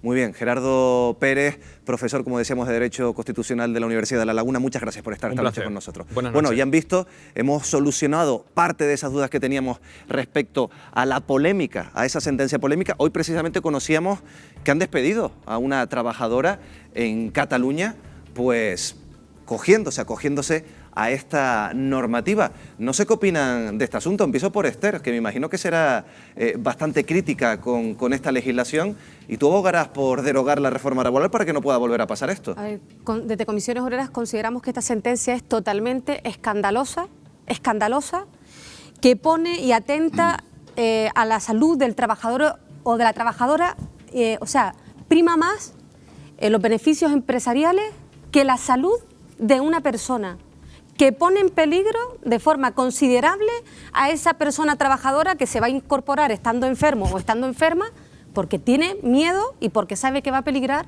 su puesto de trabajo. Por lo tanto, es totalmente imprescindible que se conforme un gobierno que derogue la reforma laboral del Partido Popular de 2012, que tras esta sentencia pone en serio riesgo la salud de los trabajadores y de las trabajadoras. Jesús, ¿estamos condenados a trabajar enfermos? ¿Tú crees que esto se soluciona derogando la reforma laboral? Habría que preguntarle a los millones de autónomos que hay en España, ¿no? Que parece ser que son inmunes a estas enfermedades comunes, ¿no? Vamos a ver, al final las leyes son como muy bien nos las han explicado, que la verdad que ha sido una explicación espectacular. El tema está en que pagamos justos por pecadores. No hay que ser corporativistas en estos temas. Ni todos los empresarios son buenísimos ni malísimos, ni todos los trabajadores son santos y malísimos. El problema es que, sí, como dice Esther, al final va a haber gente que se va a ver obligada en un momento dado, por alguna serie de malas circunstancias, a tener que ir a trabajar quizás con una pequeña enfermedad. Yo la verdad que personalmente nunca he computado las bajas que he tenido porque no sabría decirlo, pero sí que es verdad que todos sabemos en las empresas, y lo sabemos los que hemos sido trabajadores, que hay una serie de personas que se aprovechan muchas veces de esa situación y que abusan y que además cargan de trabajo a sus compañeros y que son insolidarios con ellos y con el resto de compañeros y con la empresa que les paga. Quizás si va enfocado a prevenir esos abusos, yo lo veo bien, pero por supuesto siempre respetando la salud del trabajador que realmente está enfermo, por supuesto. Yo creo que lo grave de esta sentencia es el precedente que sienta, ¿no? Y entonces, y una cuestión de proporcionalidad. Estamos hablando de una trabajadora, decía 9 días. 9 días no parece un tiempo desproporcionado como para decir, oye, con una baja justificada. Además, el Tribunal Constitucional lo que ha hecho es, entre un conflicto de derechos, apostar por no proteger al más vulnerable, y además por no proteger al más vulnerable en un momento en que ya el marco normativo es de mucha desprotección para el trabajador, porque está la reforma laboral, que es la que le permite y en la que precisamente se basa para hacer ese pronunciamiento. Y yo me quedo con una de las cosas que dijo el especialista, en el sentido de que el Parlamento, está en manos del Parlamento el poder mantener o no estas condiciones y derogarlas o no. Y lo que se ha producido es que no ha habido una promesa que se ha incumplido, que era derogar lo más pernicioso de la reforma laboral. Juan, venga. Sí, bueno, estoy de acuerdo con Jesús en que si hay fraude se persigue, pero esto no es perseguir un fraude, esto es ponerse del lado del más débil. Si hubiera un control médico fiable, del más fuerte, perdón, por parte de la ley. Entonces, muy paternalista pensar que siempre el trabajador es el débil. O sea, estamos cuestionando que facultativo está haciendo fraude, bajas en fraude. Perfecto, igual que se tomen medidas. Pero si está enfermo de verdad... No, claro, ese es el problema, que al final pueden pagar justos por pecadores. La legislación de la reforma laboral, estando enfermo de verdad, porque mide el número de días. Pero estamos hablando, bueno, por lo que dijeron en la explicación, todas estas enfermedades realmente, cáncer, bajas maternales, están exentas, ¿no? Sí, estamos hablando de alguien que coja, yo lo entiendo por sentido común, que coja una serie de bajas repetidas por un catarro, por una gripe, No lo sé. Vamos a ver, al final es lo que hablamos, ¿no? Hay que aplicar el sentido común y lo que tienen que hacer. Veremos ahora si esas bajas son tan continuas. Es verdad que nos podemos ver el caso de que un trabajador con 30 o 40, o sea, con 40 de fiebre, tenga que ir a trabajar. O tal vez el trabajador o trabajadora que tenía una enfermedad profesional o un accidente profesional, pero que iba a la Seguridad Social, posiblemente ahora vaya a la Mutua, que es quien tiene que hacerse responsable. Fíjate, Esther, posiblemente. Jesús, precisamente vamos a conocer un caso que nos lleva a Canarias y que nos lleva a Lanzarote, porque hay otra persona que perdió el empleo mientras estaba de baja médica. Ella recurrió, es una trabajadora, a la empresa, pero finalmente el magistrado le dio la razón a la empresa. Ella se llama Lady Joana y tenemos en directo a su abogado, Andrés Barreto. Señor Barreto, muy buenas noches. Hola, buenas noches, ¿qué tal? Grado social que es mi profesión, ¿sí? Efectivamente. ¿Se esperaba, sí. esta sentencia? Grado social, sí. ¿Se esperaba esta sentencia, señor Barreto? Bueno, yo es que el juicio lo celebré hace 12, 15 días y casualmente a la semana siguiente me apareció la sentencia del Constitucional. Por lo tanto, ya me esperaba el fallo, ¿vale? Me esperaba el fallo.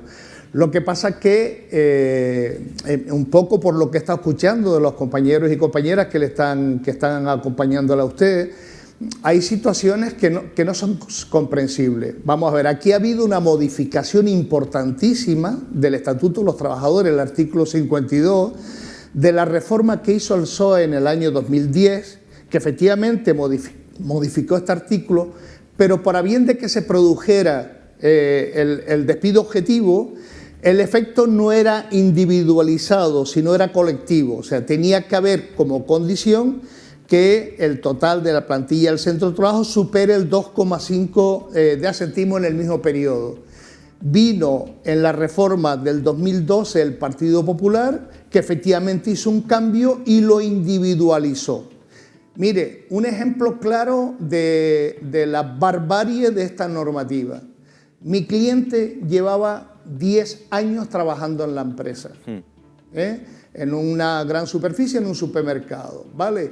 Pues mi cliente faltó 9 días justificados en un periodo de 2 meses, 9 días justificados. ¿De baja médica? Y le despiden. No había tenido... Baja médica, sí, baja médica. Y baja médica además porque había tenido un accidente de trabajo en el 2017. ¿Qué pasa? Que la Mutua le dio de alta por curación en el 2018, pero la actora no se recuperó. La Mutua no le volvió a dar de baja y se fue a los servicios, a la Seguridad Social directamente. Por lo que me cuenta... ¿Qué pasa? Por lo que me cuenta, señor Barreto, perdone que le interrumpa, por lo que me cuenta, y según los argumentos también del tribunal, con lo que hablamos también con el experto, la ley dice lo que dice. Al final esto es una cuestión de cambiar la ley. Eso está claro. Tiene que haber una modificación de la ley, porque además hay cosas que son determinantes, por lo que ahí se ha venido diciendo. Y yo pregunto, ¿cómo se aplica la ley de prevención de riesgos laborales? Si un trabajador está enfermo, ¿puede seguir trabajando estando enfermo para que no le despidan? Claro. Yo creo que es peligroso la situación en la que estamos. Y además también creo que hay que tener muy en cuenta, es muy importante desde mi punto de vista, analizar los 3 votos particulares de esa sentencia, tanto de don Fernando Valdés Dalrés y de María Luisa Balaguer, que me parecen importantísimos y que con toda sinceridad es lo que me ha animado a presentar recurso de súplica ante la Sala del Tribunal Superior de Justicia de Canarias. Seguro que se me enfadarán, pero bueno, lo vamos a intentar, ¿no? Muy bien, pues nos quedamos con ese recurso, estaremos muy pendientes de lo que pase con su cliente y en este caso, otro de los casos que estamos conociendo en los últimos días y en las últimas horas. Graduado social, Andrés Barreto. Hay posibilidad, hay posibilidad de un comentario pequeñito. Muy pequeñito, 10-15 segundos, estamos fuera de tiempo. Hay un tema que es fundamental. Sí, hay un tema que es fundamental. En el año 78 en el Estado español hubo un pacto donde se acordó la Constitución española y donde se acordó otro pacto, el Estatuto de los Trabajadores. ¿Cómo es posible que para modificar la Constitución española se necesite tantos requisitos y para modificar el Estatuto de los Trabajadores se haga todos los fines de semana a través de Consejo de Ministros? A mí me parece eso una brutalidad, con toda sinceridad. Pues ahí queda su reflexión, Andrés Barreto. Muchas gracias, buenas noches. Bueno, Paco, ¿qué opinas? El Estatuto de los Trabajadores no se puede modificar por decisiones del Consejo de Ministros, se tiene que modificar en el Congreso de los Diputados. Pero ¿qué opinas de este caso y de otros casos que estamos conociendo? No quiero opinar de este caso porque no lo conozco en profundidad y no sé exactamente lo que hay. Lo que sí digo es que despedir a trabajadores enfermos se ha podido hacer desde que se aprobó la reforma laboral. Lo que pasa es que hay que indemnizarlos. Aquí el debate que se está teniendo no está tanto en cuestión de si se les puede despedir o no se puede despedir, porque si es justificado o injustificado el despido. Se ha justificado o no justificado, exacto, se ha justificado o no justificado, se puede despedir a los trabajadores, en cualquier situación. Lo que pasa es que hay que pagar. Y realmente esto es una situación que llama mucho la atención, que una empresa, por ahorrarse muy poco, porque es muy poco lo que se va a ahorrar, sea capaz de generar un conflicto de este tipo. Ahora bien, antes ha dicho Marta algo que a mí me parece clave, ¿no? Que es que lo que estamos es ante un conflicto de derechos. Un conflicto de derechos recogidos en la Constitución. Pero al mismo tiempo, lo que ha provocado ese conflicto de derechos, lo que ha hecho que se avance en una determinada dirección contraria a los intereses de los trabajadores, ha sido la reforma laboral. Lo que no se le puede pedir al Tribunal Constitucional, ni a ningún tribunal que juzgue, es que aplique las leyes en función de cómo, digamos, la sociedad interpreta las leyes. Tiene que interpretarlas en función de lo que dice realmente la norma. Y la obligación de modificar las leyes que no funcionan es del Parlamento, el Congreso de los Diputados. El Partido Socialista prometió que iba a derogar la reforma laboral. Yo creo que eso no se ha producido. No habiéndose producido, lo que hay que hacer es reclamar que si vuelven a gobernar, realmente deroguen la reforma laboral como Paco, se comprometieron a hacer. Las leyes leyes son interpretables y por eso están los votos particulares. Es decir, tú teniendo esa norma ya ahí, siempre este es un debate que hemos tenido en otras ocasiones, tú puedes hacer un pronunciamiento más o menos favorable a una tendencia o no en función del marco y de las circunstancias socioeconómicas que hay en el momento, que también se tienen en cuenta. Lo que hace es que interpreta sentencias o interpreta recursos legales.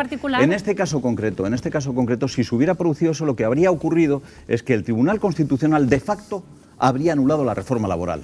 ¿Correcto? Hurtándole al Parlamento una obligación que es del Parlamento y que tiene que acometer el Parlamento. ¿Por qué le vamos a exigir a los jueces que estén reformando las leyes? Los jueces no están para reformar leyes. Es apuntar caminos, pero los tribunales marcan y con los precedentes que sientan, pues eso es lo que marcan han hecho. caminos. Por y mayoría han tomado una decisión. Tenemos que respetar lo mismo, la decisión, si nos gusta o no nos gusta. Claro, todas las decisiones se adoptan con votos particulares. No, algunas no. Algunas se adoptan por unanimidad, pero algunas de las que se adoptan por unanimidad tampoco nos gustan. Yo de todas maneras creo que a mí me preocupa enormemente esta nueva tendencia que tenemos que decir que los magistrados interpretan la ley. Yo creo que los magistrados están para aplicarla, no para interpretarla. Sí, pero al aplicarla se interpreta. Sí, pero interpretar parece una la ley no es una ciencia exacta. Eso cambia y se adapta al tiempo. Con la misma ley, Jorge, hay una sentencia en un juzgado y otra no. Lo sé, y es uno de los males que padecemos. Con lo cual, a mí tenemos que ir cerrando. Venga. Cuanto más clarita sea la ley, menos interpretaciones hay. Cuanto menos interpretaciones me parecen peligrosas. Yo creo que... Venga, Jorge. Yo creo que, usted me corregirá si estoy equivocado, creo que en contingencias comunes un trabajador enfermo no puede ser despedido. Depende del tipo de contingencia. Sí, porque si son por una cuestión grave, sí que tienes ahí un amparo. Lo tenemos que dejar aquí. El problema es que tengas una lumbalgia. Esther, Jorge, lo tenemos que dejar aquí. Lo tenemos que dejar aquí porque el tiempo es el tiempo y tenemos que irnos a publicidad. Quédense también con varias cosas, porque después vamos a explicar por qué la abstención puede provocar alguna que otra sorpresa en las elecciones del próximo domingo, el 10 de noviembre. Ahora hablaremos de ese asunto. En unos minutos volvemos, no se vayan.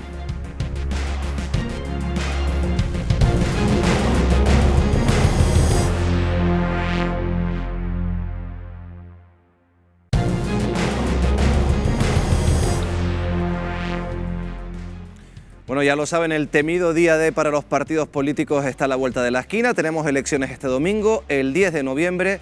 Y ojo, porque hay dos fantasmas que están rondando y que a más de un partido le están dando algún que otro susto. Ya verán. El primero, el fantasma de la abstención. Va a empezar a rondar ya el plató del enfoque. Una abstención que podría ser más elevada que las últimas convocatorias, que la última convocatoria electoral del 28 de abril, y que aunque no lo recojan en público, esto supone algún que otro problema para muchos partidos, porque podría suponer sorpresas electorales en el ámbito nacional y también en el ámbito canario.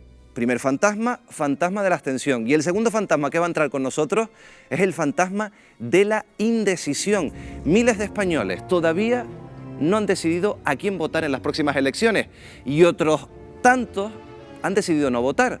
Hay cierto hartazgo en la ciudadanía, Wendy, hay mucha gente cansada. Así es, Miguel Ángel, hoy a quien sí parece que le asusta un poco es la cara de Albert Rivera, la abstención y la tenemos indecisión. unas caras impactantes.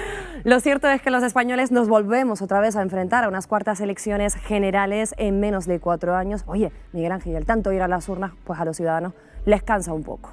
Pues vamos a empezar en ese recorrido, vamos a empezar en el año 2015 para saber los datos, por ejemplo, de abstención. Recordamos que son aquellas elecciones en las que ganó el Partido Popular, pero en las que Rajoy no se presentó a una investidura por no tener los apoyos. Así es, efectivamente, nos remontamos hasta ese año, hasta el 2015, donde la abstención se sitúa en un 30%, dando como resultado un Parlamento bastante fragmentado, con una mayoría del Partido Popular, como bien decías, pero no la suficiente para formar gobierno. En ese año, Ciudadanos y PSOE intentaron gobernar, pero no recibieron el apoyo de Podemos y, por lo tanto, España se volvió a ver abocada a unas nuevas elecciones. Y debido a ese fracaso, tenemos que saltar a la siguiente convocatoria, junio de 2016. Vamos a junio de 2016, año en el que cayó la participación en más de 3 puntos porcentuales, situando la abstención en un 33,5%. En aquel momento el Partido Popular ganó las elecciones y de nuevo y además mejoró su resultado. Bueno, la legislatura no se agotó, ya lo sabemos, hubo una moción de censura y nos encontramos con las primeras elecciones del año 2019, del año en el que estamos viviendo, en abril. ¿Qué pasó en abril? Así es, y es que hace 7 meses se rompió esa tendencia y la participación aumentó y mucho. El 71% de los ciudadanos votó y la abstención se situó en el 28%. El resultado fue una victoria del Partido Socialista, pero muy lejos de una mayoría suficiente para poder formar gobierno. Otro fracaso y saltamos a lo que viene por delante, a lo que tenemos el 10 de noviembre. Una participación que se augura el próximo domingo que va a bajar respecto a abril. Por ejemplo, quédense con el dato del CIS, que afirma que el 33% de los encuestados, por ejemplo, aún no tiene claro si va a acudir a votar. Así es que todo indica que la participación caerá de nuevo este domingo, pero si te parece, vamos a conocer la previsión, Miguel Ángel, de la mano de Miguel Martín, director del Instituto Perfiles Canarias, que esta noche también nos acompaña. Buenas noches. Hola, buenas noches. ¿Qué porcentaje de abstención podríamos tener el domingo? Y también preguntarle si se prevé una abstención mayor a la del año 2016. Bueno, según los trackings que estamos manejando, se estima una abstención o una reducción de la participación sobre las últimas elecciones, que son las del 28 de abril, de un torno a 5 o 6 puntos. Es decir, estamos hablando en el conjunto nacional de aproximadamente el 68-69% de participación, un poquito por encima del 2016, y en cuanto al ámbito canario estaríamos en aproximadamente un 63%, 62% de participación. Quería además también preguntarle, históricamente la abstención ha beneficiado a los grandes partidos, pero en una situación de multipartidismo, ¿a qué opciones políticas podría condicionar más el hecho de que los votantes se queden en casa y no vayan a votar? Vamos a depender de las provincias, vamos a depender de dónde se produzca dicha abstención, porque evidentemente con el sistema que tenemos esa influencia o ese efecto de la abstención puede ser bastante más elevado, sobre todo en las pequeñas provincias donde se reparten menos escaños. Pero desde luego es a los partidos en este momento minoritarios a los que sí que puede afectar bastante más. Tenemos que tener en cuenta que los partidos, los grandes partidos, y en este caso estamos hablando de Partido Popular y Partido Socialista, tienen una base electoral bastante sólida. Hablemos ahora, si le parece, de los indecisos. ¿Hay más en los partidos del bloque de la izquierda o en la oposición, en el bloque de la derecha? ¿Usted qué opina? Bueno, vamos a diferenciar cuando hablamos de indecisos. Tenemos 2 niveles de indecisión. Uno es el indeciso que no sabe si va a ir a votar y el otro es el indeciso que no sabe qué votar. Si hablamos del primero de ellos, el primero de ellos está en estos momentos localizado en el bloque de la izquierda. Si hablamos del que no sabe qué ir a votar, es decir, tiene claro que va a ir a las urnas, pero todavía no tiene claro a quién votar, está en el bloque de la derecha. ¿Y cómo valora la campaña que han realizado los partidos? ¿Puede haber sorpresas en lo que nos preguntamos este próximo domingo, el 10 de noviembre? En Canarias me refiero. Hemos estado viendo los distintos debates que han ido apareciendo en las televisiones, hemos estado viendo los mensajes de todos los partidos. Es una elección a nivel nacional, con lo cual tiene mucha influencia los mensajes que dicen las grandes siglas que vienen desde Madrid, pero en un principio en Canarias, sobre las estimaciones que se han venido realizando y sobre las publicadas, que ahora mismo no podemos comentar, pero sobre las que se vienen publicando, yo creo que vamos a tener pocas sorpresas, ¿vale? Se van a mantener más o menos las proyecciones que se venían publicando en este último fin de semana. Y en España, preguntarle también. Bueno, en España ya estamos viendo un poco el efecto, que es casi la novedad que tenemos en estos momentos, ¿no? que es Vox, que está creciendo a unos niveles muy, muy elevados.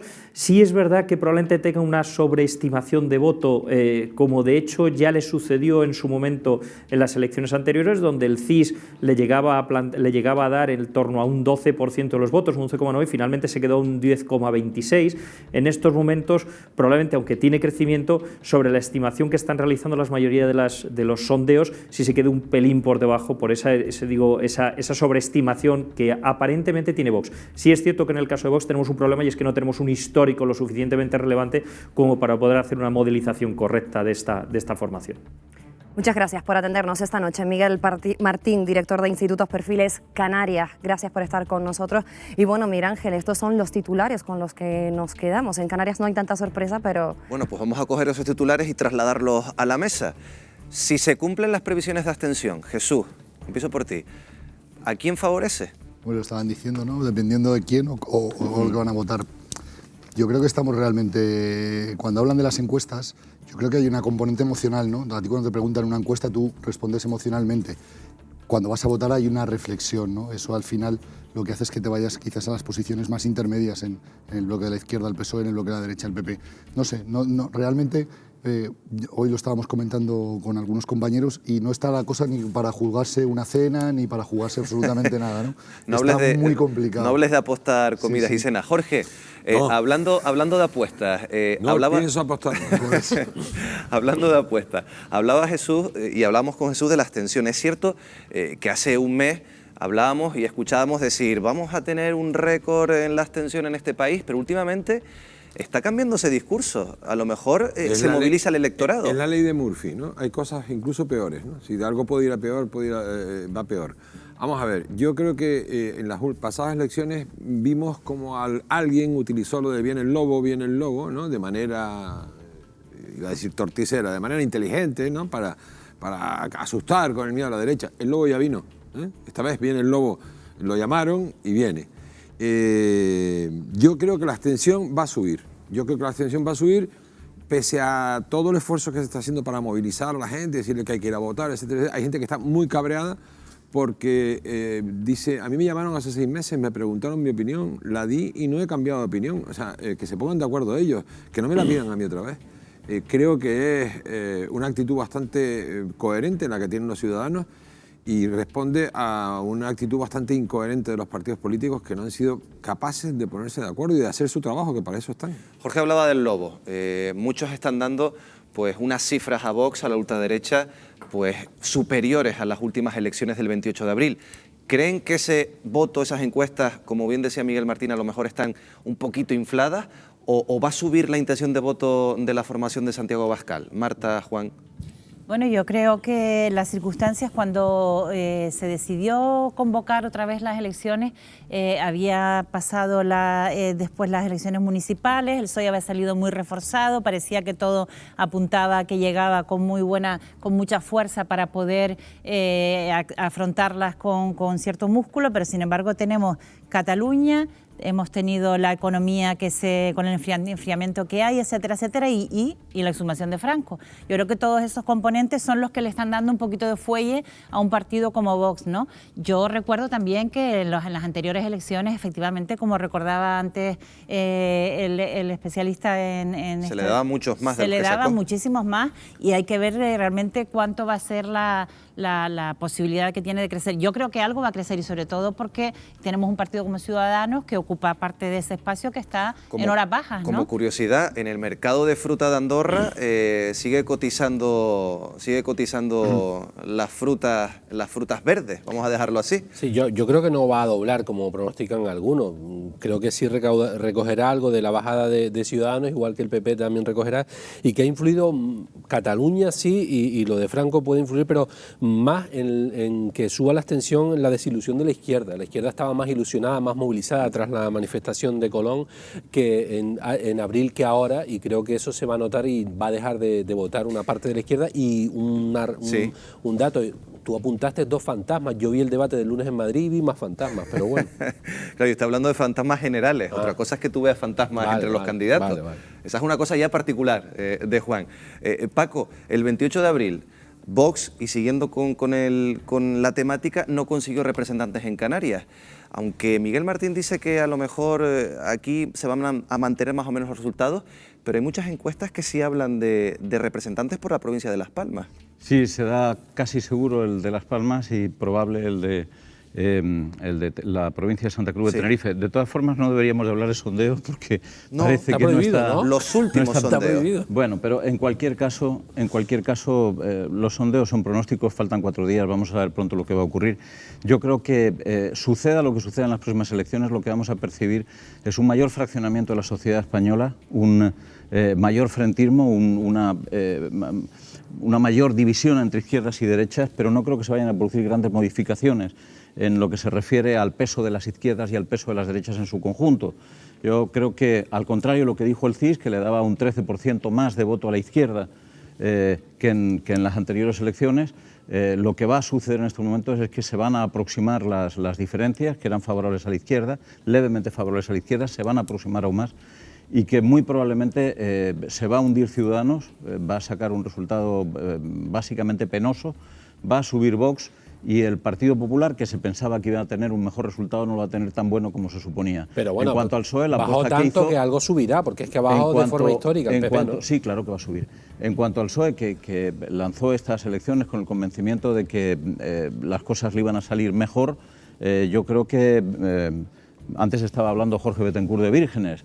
Debería decir aquello de virgencita que me quede como estoy, ¿no? Sí. Porque es probable que se vea en una situación en la que pueda perder algunos diputados. Ahora le preguntaré a Esther y a Jesús, porque también vamos a ver cosas que nos ha dejado esta campaña de otro perfil. No sé si llega al perfil fantasmal que decía Juan, pero esta campaña nos ha dejado cuestiones curiosas, circunstancias también interesantes y algún que otro desatino. Las hemos resumido todas en el siguiente vídeo. Ya es jueves, seguro que usted también está pensando en salir de fiesta este fin de semana. Pues paren porque este domingo vuelve a tocar Plan Elecciones. Ya van 4 en 4 años y como siempre, la campaña nos deja momentos impagables. Os presento mi arma secreta para el debate, Lucas, que es para comérselo. Aún huele a leche, todo es un bebé. Ayer me trajeron otro y pensaba que era el mismo. Me trajeron uno igual a un acto, ahora vienen todos los perros de España a nuestros actos. Ya saben que es época del y tú más, salvo para Vox, más amigos del y yo más. Y donde Rivera saca un perrito, Abascal saca el tigre. Quien dice animalitos dice adoquines, pergaminos o guerra de carteles. Mete tus narices en los asuntos italianos y deja de comportarte como un burócrata globalista entrometiéndote en la soberanía nacional de España. Y si algo nunca debe olvidarse un candidato, es la calculadora. No seré yo quien defienda al Partido Socialista, pero decir que en la época de gobierno del Partido Popular las pensiones subieron un 17%, cambien la calculadora. Y otros invitados que nunca fallan a los debates son los silencios incómodos. Una pregunta al señor Sánchez. ¿Cataluña es una nación? Preguntas y silencios que parecen de guión, que se repiten. ¿Cuántas naciones hay en España, señor Gómez? Si el señor Gómez no quiere responder... No tengo que responder, los tiempos no los determina aquí la representante de Ciudadanos. Cuando tenga mi turno de intervención haré el discurso o la intervención que considere oportuna. Aunque ya saben que estos rifirrafes enganchan más que una serie de Netflix. Es el turno de la señora Orama. Ah, muy bien. No, estaba ahí como estaba el rifirrafe otra vez. Son muchas campañas electorales seguidas y los candidatos a veces no pueden evitar meterse en un jardín. Usted lo plantea como un compromiso electoral y ya sabe, desde el independentismo se está preguntando cómo lo va a hacer Sánchez. Bueno, estamos haciendo. Es que la Fiscalía, ¿de quién depende? ¿De quién depende? Sí, del gobierno. Pues ya está. O hacer chascarrillos de esos que regresan como un boomerang. Si los españoles quieren votar al Partido Socialista, tienen que coger un sobre, la papeleta de Sánchez y 1.000 euros en metálico para meter en lo que le va a costar al año la subida de impuestos pactada ya por el señor Iglesias y el señor Sánchez. Bueno, de sobres con dinero dentro, ustedes, señor Casado, saben más que nadie. Luego... Incluso algunos siguen cambiando de opción a cada campaña electoral que pasa. Pues por eso, porque me da la gana. Porque creo que es lo mejor, porque soy una ciudadana libre. Estoy aquí porque quiero que tú ganes las elecciones. Si creen que ya han visto demasiado, volvamos al inicio. Hoy es jueves y si el cuerpo les pide marcha... Y los muchachos lo bailan. Marcha le tienen que dar. El baile del perrito, el baile del perrito. No les voy a pedir que hagan el baile del perrito. Son horas, podríamos intentarlo. Jesús. Jorge tiene ganas. Jorge tiene... Yo estoy más por hacer el baile del elefante, pero te lo hago después. La campaña, yo no sé si la campaña del desatino, pero Jesús, Esther, hemos visto cosas curiosas de esta campaña. Mañana acaba, yo no sé si por el bien de todos o debería continuar otra semana más, pero yo creo que por el bien de todos. ¿Estamos en horario infantil? No estamos en horario infantil. Que me sorprendió que uno de los desatinos más divertidos no lo hemos puesto en pantalla. No lo hemos puesto, yo sé al cual te refieres, Jesús, Esther, ¿qué les ha parecido? Un vídeo un poco cómico de lo que hemos vivido, pero ¿qué les ha parecido esta campaña? Está bien relajar, ¿no? Y que haya menos tensión y que veamos a los candidatos de una forma a veces más humana, ¿no? Está bien, no todo en esta vida es seriedad y a veces también hay que tomarse las cosas un poquito con... Pero ¿cómo valoras la campaña de los políticos al margen del lado más humorístico? Yo creo que realmente en esta campaña, quizás por la novedad, el único que ha destacado un poco ha sido quizás en el debate Abascal, pero básicamente por la novedad. El resto de los candidatos pues, se han mantenido en sus posiciones, estamos todos sabemos lo que hay, realmente se mueve muy poco y la ciudadanía, bueno, aquí tenemos más libertad para elegir, más posiciones, quizás a veces sí más encontradas y lo que tienen que buscar es un consenso, quizás un gran consenso, estamos abocados a un gran consenso entre el PP y PSOE, porque quizás otra cosa, por supuesto yo creo que PSOE y Ciudadanos no va a dar, según dicen las encuestas de las frutas de andorranas, ¿no? Entonces, no sé, tendremos que ver quizás si estamos preparados democráticamente para ese pacto PP-PSOE. Está abordando la ley. Al final los datos lo dejan muy claro. La abstención siempre favorece a la parte conservadora. Una derecha que está sostenida, que se sustenta y que ha metido en las instituciones a la ultraderecha, esa que obvia, que dice que no es cierto que hayan matado a más de 1000 mujeres, muchas más asesinadas que lo que asesinó la banda terrorista ETA solo desde hace apenas 15 años. Ese que dice que hay que privatizar las pensiones, la sanidad, la enseñanza, que incluso dice que se quiere cargar el salario mínimo interprofesional, porque parece ser, eso es su programa, no estoy inventando nada, porque parece ser que cobrar 900 euros es demasiado, ¿no?, para los trabajadores, y que, bueno, parece que es novedad el señor Abascal. Pues bueno, la novedad fue que no dijo ni una sola verdad. Por cierto, estos 34.000 jóvenes canarios, perdón, y termino, esos 34.000 jóvenes canarios que se han marchado, espero que estén siendo mejor tratados que lo que estamos tratando a los migrantes que vienen aquí, esos ataques de xenofobia que estamos viendo en nuestro país. ¿Cómo está generándose el odio con una serie de afirmaciones que dice la ultraderecha y que es hoy han totalmente agredido a la candidata de Vox en el País Vasco. ¿Perdón? También habrá que condenar esas agresiones, ¿no? No, es que no te que hoy han agredido a la candidata de Vox en el País Vasco. Lo desconocía, por supuesto.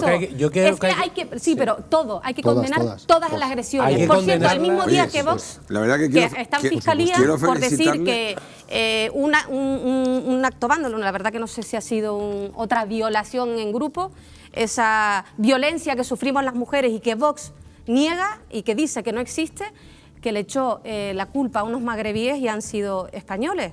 ¿Y eso no pasa nada. Eso tiene que ver que se tiene que condenar absolutamente cualquier tipo de agresión, de un lado y de otro. Y no se puede mentir. Y a las personas, a la mayoría, perdona, y termino, a las personas, entiendo el cabreo de decir tenemos que ir a votar otra vez el domingo. Las manifestaciones el día 11 no van a servir de nada. Las manifestaciones se tienen que hacer el día 10 ejerciendo nuestro derecho al voto, porque si no lo que viene detrás va a ser mucho peor que lo que estamos padeciendo ahora. Sí, no iba a felicitarnos por el comentario sobre el sentido del humor de la campaña, o sea, porque se nos complicó. Sí, yo espero que no haya manifestaciones el día 11, porque quiere decir, yo espero que las hayan el día 10. Los resultados electorales son para se aceptarlos aceptarán y punto, ¿no? Yo, para humor, prefiero a Martes y 13 o a un grupo de humoristas profesionales. Estos son unos aficionados y no lo hacen tan bien, ¿no? Sin embargo, esta campaña ha tenido momentos impagables, sí. Ha tenido momentos muy divertidos, pero yo estoy con Paco. El momento más divertido, que fue el lapsus de Pablo Iglesias con las manadas, ¿no? Que algo le pasó por la cabeza, y metió una M donde no debía. Yo me harté de reír, o sea, me harté de reír durante un largo rato, ¿no? Esto ha sido el botón de esa campaña. Pero de todas formas en la mesa aquí acaba de haber también sentido del humor, que Jesús de la hable de novedad al representante de una fuerza que plantea machismo, ultracapitalismo y Estado centralista y respeto a Franco. Yo creo que eso como novedad en España... Se refería a la imagen, hombre. La novedad era la imagen. Pero como novedad en este país, en contenido... Novedad hemos tenido ahora el reentierro de Franco. Es un contenido... Esperanza Aguirre se refería a eso. Uno, venga. No hay ninguno que no esté del siglo pasado. Ninguno. Yo creo que es muy inteligente, muy sensato y muy razonable que sigamos hablando hasta el último minuto del señor Abascal y de Vox. Y quiero decirles que tengo el convencimiento personal de que una parte de lo que está sucediendo en este país, una parte de lo que implica que Vox se esté convirtiendo en una opción que roza los 50 diputados, es responsabilidad de quienes han utilizado a Vox, primero como elemento para meter miedo y luego los medios de comunicación que lo hemos convertido todo en un espectáculo. De quienes los han votado, es responsabilidad de quienes los han votado y quienes le dan parcela de poder, cosa que no pasa en Europa. La responsabilidad de la asistencia de Vox en las instituciones es de quienes les han votado y igual que la responsabilidad evidente del menor inmigrante en Zaragoza. La blanquean los ciudadanos que la votan. A la ultraderecha de Vox la blanquean los ciudadanos que la votan. Sí. Y el problema es que desde las últimas elecciones a estas van a conseguir el doble de representación.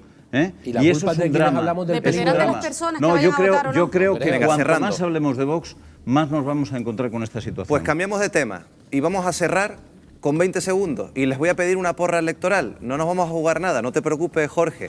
20 segundos para que me digan... para que intenten pues anticipar el resultado de este domingo. Paco, 20 segundos, los primeros. Yo realmente sabes que no hago nunca ese tipo de pronósticos porque no sé lo que va a suceder. Ya lo comenté antes, lo que dicen los sondeos y lo que parece probable, pero no tengo ni zorra idea. Estas son unas elecciones muy complicadas porque hay mucho voto oculto y además porque hay, digamos, una indefinición muy grave. No creo que se pueda decir nada. Marta, creo que vas por el mismo camino.